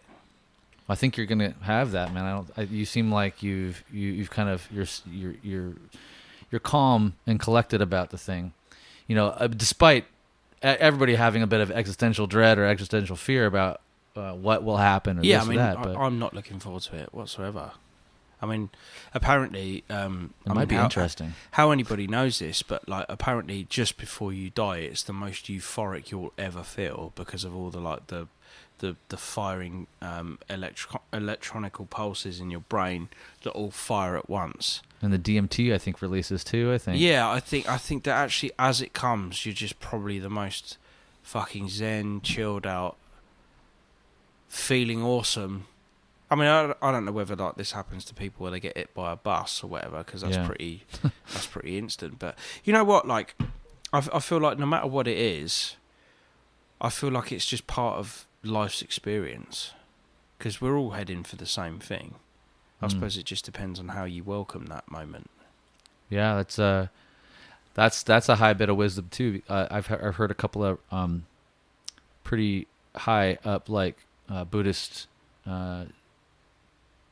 I don't know, I guess the meditators, talk about death and talk about, because the whole part of the whole point of meditating is, getting still enough to kind of like witness your existence in this interesting way, right? Yeah. And kind of mildly detach from the concepts of good and bad, of like, of I want more of this because it's good, I want less of that because it's bad, and like getting out of that trap a little bit, or at least going into an observational mode where that you can just see, okay, that isn't by itself good or bad, that a tsunami came and destroyed a whole city. That's like by itself, it's not. That's just a thing that happened. But the rest of us look at that and go, that's fucking horrible. All those people died and all the destruction. Well, it is, but like death is only like really experienced by the people that are left behind. See, that's a good point too. Right? That's a really good point. Yeah, and I think, well, to the point I was going to say is that this meditator guy, Essen Goenka, he just kind of joked. He's like, well, the one that practices meditation, and prepares to have a good death, once he really reconciles with the fact that he will die or she will die, that you start this observation process and you learn to meditate in a way that you just start to see things as sensation. You kind of label them. Oh, well, that's, instead of saying good or bad, interesting sensation. My knee aches right now. It's like, and just because of the inevitability of all things arising to pass away. Mm-hmm. Like all things, like everything is anything that's in order will disorder itself eventually, right? And it's kind of like the intrinsic part of the universe that we seem to think we know about. But so when death comes, instead of like resisting it, that it's being curious. Can I be curious about what this is all about? Can't I enjoy the feeling? There's nothing. I mean, I can't stop it. I think we all like, if you're kind of like lucky enough to just be in bed with something. I mean, I say like lucky. I mean that just implies that you're lucky to get like not a horrible death, cancer or something like that. Yeah. But then you'll be in bed and you'll be able to sort of like contemplate the end. I don't know. I wonder. I mean, obviously, it feels quite scary because I think, like, if anybody out there has ever like experienced an anxiety attack or like not depression, but more anxiety, it's something that kind of like just comes over you all of a sudden, and because, especially if you've never experienced that before, it can be like, I mean, I've had multiple times in my life where I thought, "Fuck, this is it." Really? This is it, and it's like how well you welcome that, and each time it's happened I've welcomed it with a sheer sense of panic. So I'm wondering whether death's going to be the same as that, and I won't necessarily feel that great in my last moments of living or whatever, but I don't know. Fuck, it's just one of those things that like we're all conditioned to think that it's a bad thing, that it's but like I say, death is only really experienced by the people that are left behind, and like we're the only ones that can sit around in a room and go, oh, it's awful, isn't it? It's terrible, I feel sorry for the person. It's like, well, but they're not feeling sorry, they're dead, aren't they? Yeah. Unless they've come back and they're watching people eat their sausage rolls going, fucking hell, I wish I could go down there right now and give them a slap. I honestly hope that is the case. Like, you can be some form of, I mean, to be honest with you, like energy, we all know it doesn't die anyway. Right. So whatever happens to us, because we are a collection of like electronical pulses and stuff like that, that is energy that will somehow disperse and go somewhere else. It just depends on. I just wonder that if that happens, do we keep the consciousness that we've cultivated over a 70-year, 80-year period, or do we just not have that and become some infantile energy that is just floating around? Are we conscious when this is happening or not? Because I mean, like, yeah, exactly. But like what I said before, like obviously, like from the beginning of whatever this is, right up until the time I was born, I didn't really care, but I wasn't energy before that moment. So I'm wondering whether my experience after I die is going to be different, obviously, because I have existed as a ball of energy for like however long I last, up until the point where my physical being isn't around anymore. That interests me, but I don't think it's some higher power thing. I think it's just a nature thing. I love the quote from Alan Watts. He says, billions of years ago, you were a big bang, and now you're a complicated human being. And I think about that because, like, quite literally, if what we think we know about the universe is real, yeah, then we are still the Big Bang in action currently. Like we're just on the outer edges of the thing, and whatever put it into motion, however it came into motion, it doesn't really matter ultimately. It doesn't really matter because we're here now, and it's interesting to contemplate. Well, I would love to know. Yeah, I would too. It'd be awesome, wouldn't it, if you could just sit down and someone goes, right, this is what happened. This is why we're here. I'd be like, yeah, cool. And I think, but I tell you what, even if I knew that, I'd still be playing guitar, playing music, doing my life until it expires. Yeah. You'd probably do it just that. Yeah, it probably wouldn't change much. No. That's kind of the other kind of funny thing about all this is that oftentimes we're really like, oh man, we get stuck in like, I wish things were so much different, you know. And I can understand some people that are really struggling with depression or with just with life challenges. Definitely need to find their way through the stuff, right? Of course, yeah. But at the same time, I think that oftentimes, even when we have things good, we're like, oh, I wish we want for more, want for something slightly different. And oftentimes, if given the chance to like change it all, like we'd probably just choose the same thing. We do have the chance. Every day is a choice to continue what you're doing, or you can choose to change it. I mean, look, from the day that you're born up until the point where, I don't know,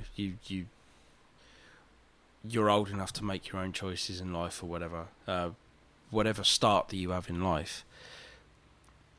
Everybody, I don't give a fuck where you're from, like how much money you had or how much money you didn't have or whatever. Everybody has a choice to either, you know, carry on like their parents did or carry on like the area that they grew up in suggests that you should carry on, or you just go and do something else. Like, yeah. But there is this sort of like psychological barrier that you have to get through. But like honestly, when you just stop thinking about that, right? Everybody, we all start with the same. I know, man. I possibility. Even if you're born into, you know, like racial hatred or like you don't have any money or and all this kind of stuff. Like you would just, if you really wanted to, you could just find a way to just, I don't know. Even if you lived in Africa and you were living in like extreme poverty, you'd probably just think, oh well, look, you know, I don't know, you could get on a car somewhere that someone was going on, and then you could get to this, and then I don't know, you just change it up. Yeah, if you want it, you could. I'll agree with you, and I actually think to a point, but like I think that the people that are in poverty or in maybe the lower rungs of like people have done it. That's why I'm saying. Of course, I think that that's actually more possible and more reasonable. That people that have a lot more struggle and a lot more challenge in life, because as they overcome the things, I think that almost anything's possible in that way. It's almost the people that are more in the lap of luxury, that are more privileged, that get imprinted upon in weird ways through their weird rich dad or mom, and are shown the world is kind of like just shows up for them and does things for them. And yeah. I think those people, I have a handful of friends. Man, I can't say names, but like it's just I have some friends that are just like going through it, man, and they've had a really good life. They've had famous parents or brothers and cousins and stuff like that, and then they've turned out pretty good, and they've had all this opportunity, but like they find themselves now later in life, and they're just like, I don't know exactly how to be. I feel like so messed up from childhood, and they feel so it's a mental construct though, and they know it's a mental construct. Yeah. But it's really tough to. It's like a groove that you kept driving through with your car. But it's and also a coping mechanism, because if you can attribute blame to something outside of yourself for the way that you are, it makes it easier to put it into a box and go, "This is why I'm like this." Andy James, you are full of them tonight, man. No, but it's true. Like, though. No, you're on it. You're totally right. It is true, because like, look, I mean, my dad for most of his life was a difficult person. Like, I could sit here and say, yeah, you know, I have traits of my dad in me, but the thing is, I can recognise them and change it if I want to. And it is imprinted behaviour from since I was a kid or whatever, and I've done it. I've behaved like him in so many different like scenarios, and it's taken me up until now to realise that I am just regurgitating behaviour that I've learnt. But first of all, you got to recognise that you're doing it, because then you can't change something that you're not self-aware about. And I feel like there are a lot of people out there that are. They have all this like imprinted, like, I don't know, hatred or like ideas about things, and they don't realise that it's a learnt behaviour that they're just perpetuating through their own life that's been brought from somewhere else. Or you can catch yourself and you can be like, yeah, this is ridiculous, and just be in the moment for a second and actually be like, okay, this is not what I would, given the choice about how I would feel about this scenario, I would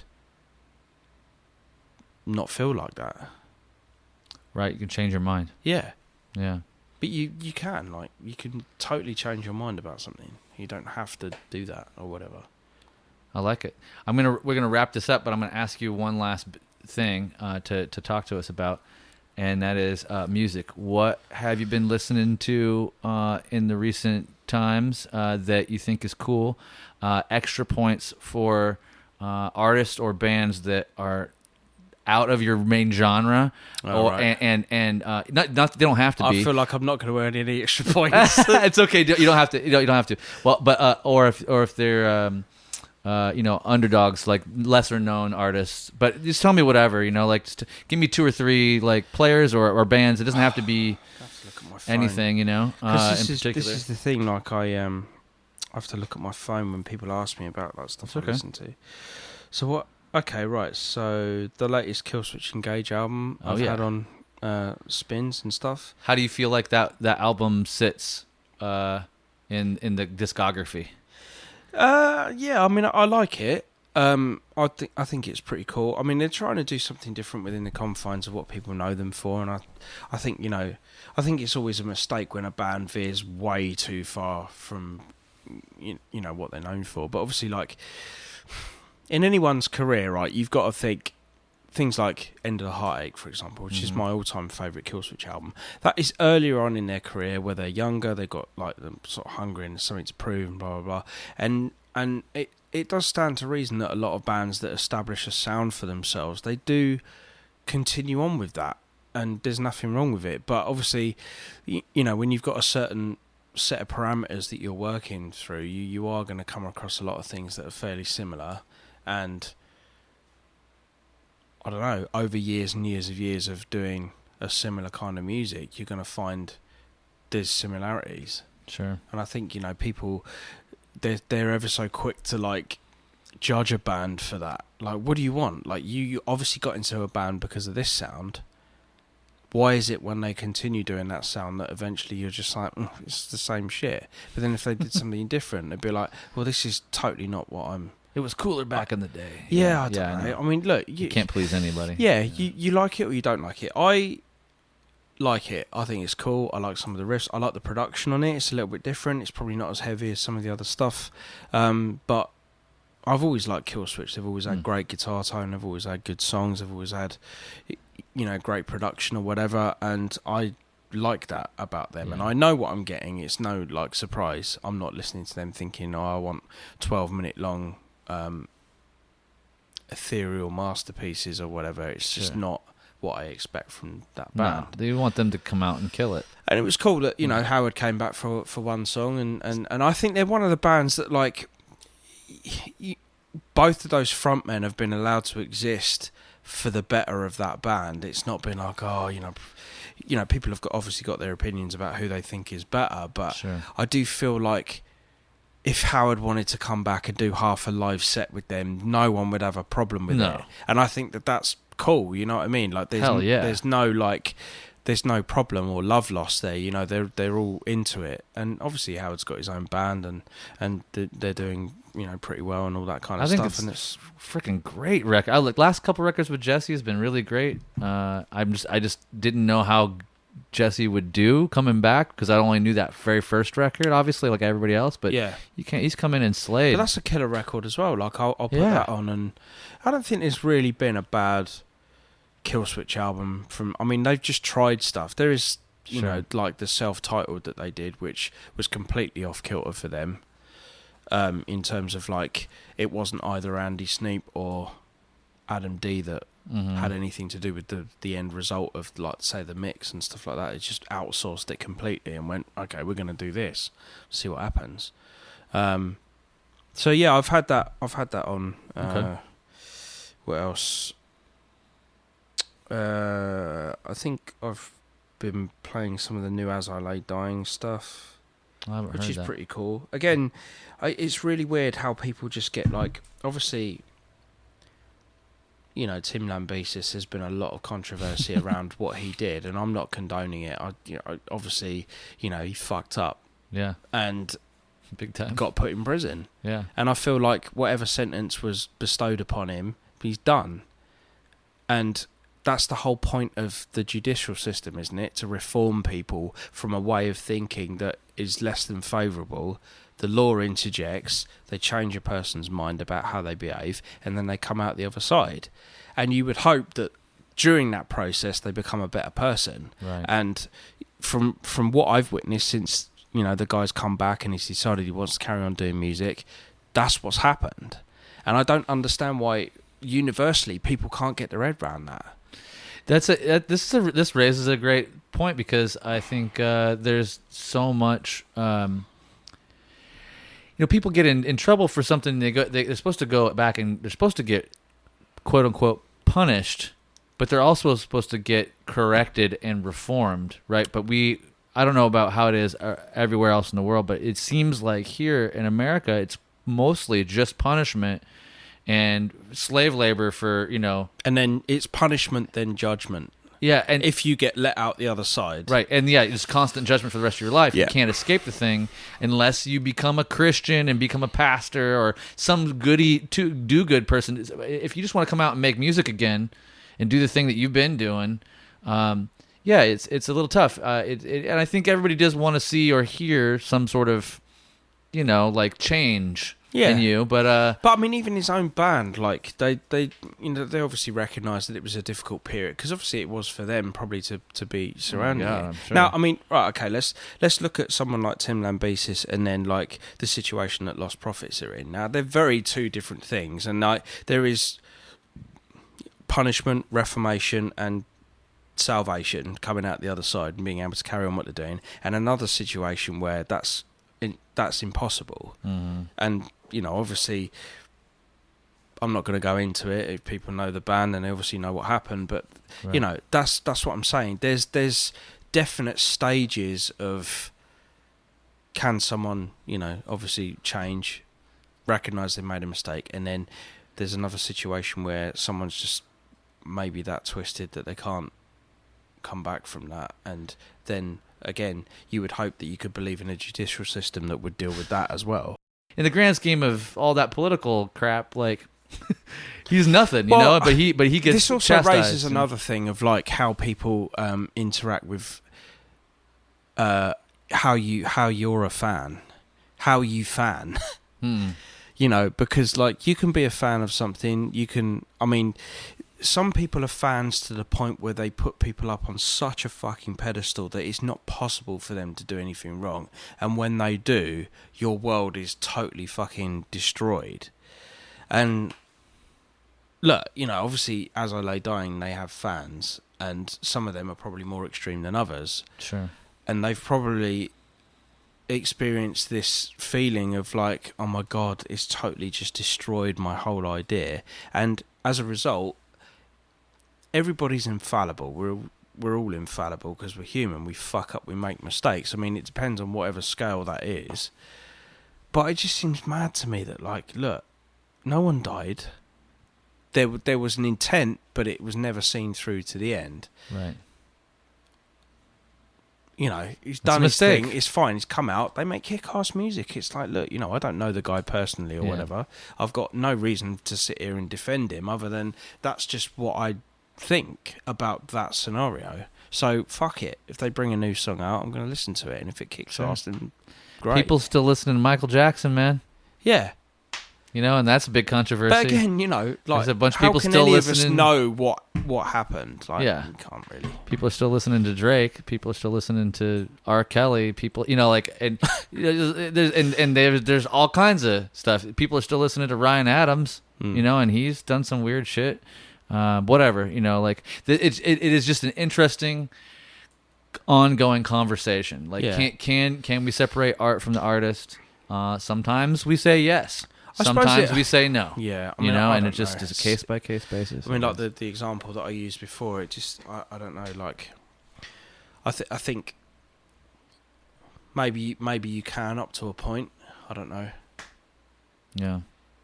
I mean, I'm kind of getting out of my depth in terms of like, where where do you draw that line? Do you know what I mean? I guess everything's down to like your own personal opinion about something, but there is a practical way to look at things, and there is just a fucking off your head way of thinking about stuff that doesn't include any like logic or rational thought or anything. And there are people that operate on that level, right, that don't really stop and think long and hard about what they're actually doing or saying or how they're reacting to certain things, which, you know, not now we're living in a world where you can't say, oh, you can't say that. Right. You can't say this. I was on a Norwegian flight over it. Every film, even though it had like, you know, films that were clearly for adults on there, all the fucks, shits, cunts or whatever, they're all taken out. But not only that, all the Jesuses, all the gods, all the goddams, all the everything. And I'm like, wow. It's just, why are we living in such a censored thing? Like, who are these, like, clearly minority shouting loud enough to get that stuff pushed through so the rest of us can't enjoy art, like movies, for example, in the way they're intended, just because it might offend. It's like, you can't have nuts on a fucking aeroplane of 250 people because one person's got a nut allergy. It's like, don't fucking fly then. Yeah. Do you know what I mean? I'm very much of that. If you've got that, sure, get a boat. I don't know, or do something that doesn't like. I feel like they're selfish. The person that has a nut allergy, they're the ones that are causing the fucking problem, not the rest of us. It's not our fault. Are peanuts that important? Are nuts that important? No, but it's you take your nuts highlighting a really much bigger seriously, problem. Andy. I'm just like, fuck off with your nut allergy. Well, I think it's funny because I think about that's a slightly different because it's a physical thing. Yeah, but I know. But it's just it's the fact that people are. I mean, yeah, obviously, I don't want someone to die of an anaphylactic shock while I'm on a fucking flight. That's not what I'm saying. I think it just highlights that in a sort of like psychological realm, that's how people are behaving. Yeah. It's like, I don't like the word cunt, so no one around me can say it. It's like, well, it's just a fucking word. Yeah. Like, it doesn't mean anything other than it's a slightly aggressive way of saying vagina.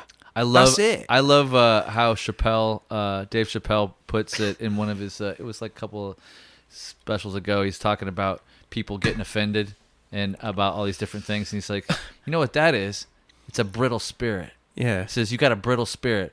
He says, there's all these people out there getting offended about this, or you know, oh, like this happened, and like a lot of the Me Too stuff. He kind of comments on all that stuff, and he's got a really good point. He's like, you know, like that's you're a little brittle. Like you need to kind of man up a little, like toughen up a little bit, and the least you could do is just, you don't want to hear it, walk away. Yeah. Like just walk away. Yeah. Like you don't have, like if somebody pulls their cock out and you're a female, like, and you just leave. Like Louis C.K. Leave. Yeah.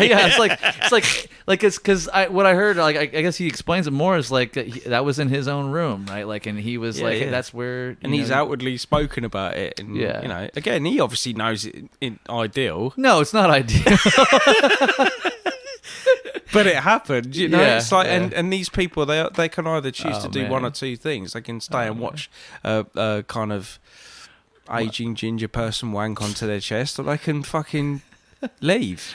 Some of my friends when we were young, man, like they're just lucky that like we weren't into social media back in the day when all the punk rock parties and everybody's getting naked and throwing their balls on each other and doing weird shit, you know. Like it's like my brother and I were in a band together called Hell of All Saints, and one of the classic things that he did. For a band, that. Yeah, it was a fun sludgy doom band, and he actually arguably wrote a lot of the music, and I just kind of tried to like spice it up a little bit here and there. But regardless, we played a bunch of house parties, and it was like his signature move to like get naked middle of the set and just keep going, you know, because like he had a mohawk and like it didn't matter, you know, like he was just like, I'm in it and I don't care, like I just don't care.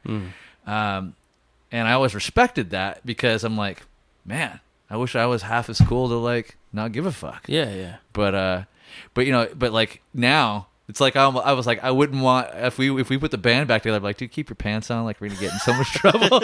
Like we're adults now. Like it's probably not a good idea. Like, but we should. I hate to cut it up, but we should wrap it up. We're at the end of like 2 hours, anyway. And we got to go eat. Is it really 2 hours? Yeah, about that, something like that. I mean, you're gonna edit this, like. Yeah, I'll edit a little bit. Yeah, if it needs to be, but I don't care. It doesn't matter. It can be as long as it wants to be. Yeah, well, so people have got the choice. They can turn. Stop and move on, or they can carry on and see where this goes. That's right. Ultimately, to a positive conclusion where we can go and eat some fucking tacos, as if I haven't eaten enough of them already. There's some since I've been tacos here. down the street. We could go do that too. I want to find a bar and look at some bums. Oh yeah. I'll get some of that. I don't too. mean homeless people. I? Well, we got everything here in LA. So, Right. Andy James, thank you so much for being thanks for a having me, guest and talking with me about all the stuff. And you enlightened me. So, dude, there you go. yeah, no, I appreciate it. I love hearing everybody's like individual brand of how they reason through life and the big mysteries. So, thanks, dude. Cheers. Players Pick Podcast, Picks and Perspective with Chris Johnson.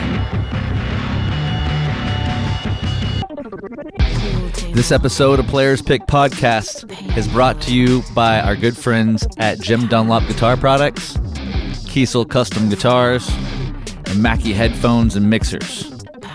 Sound design by Drew of the Drew, and voiceovers by the amazing Minnie Joe. I've been your host, Chris Johnson. Until next time.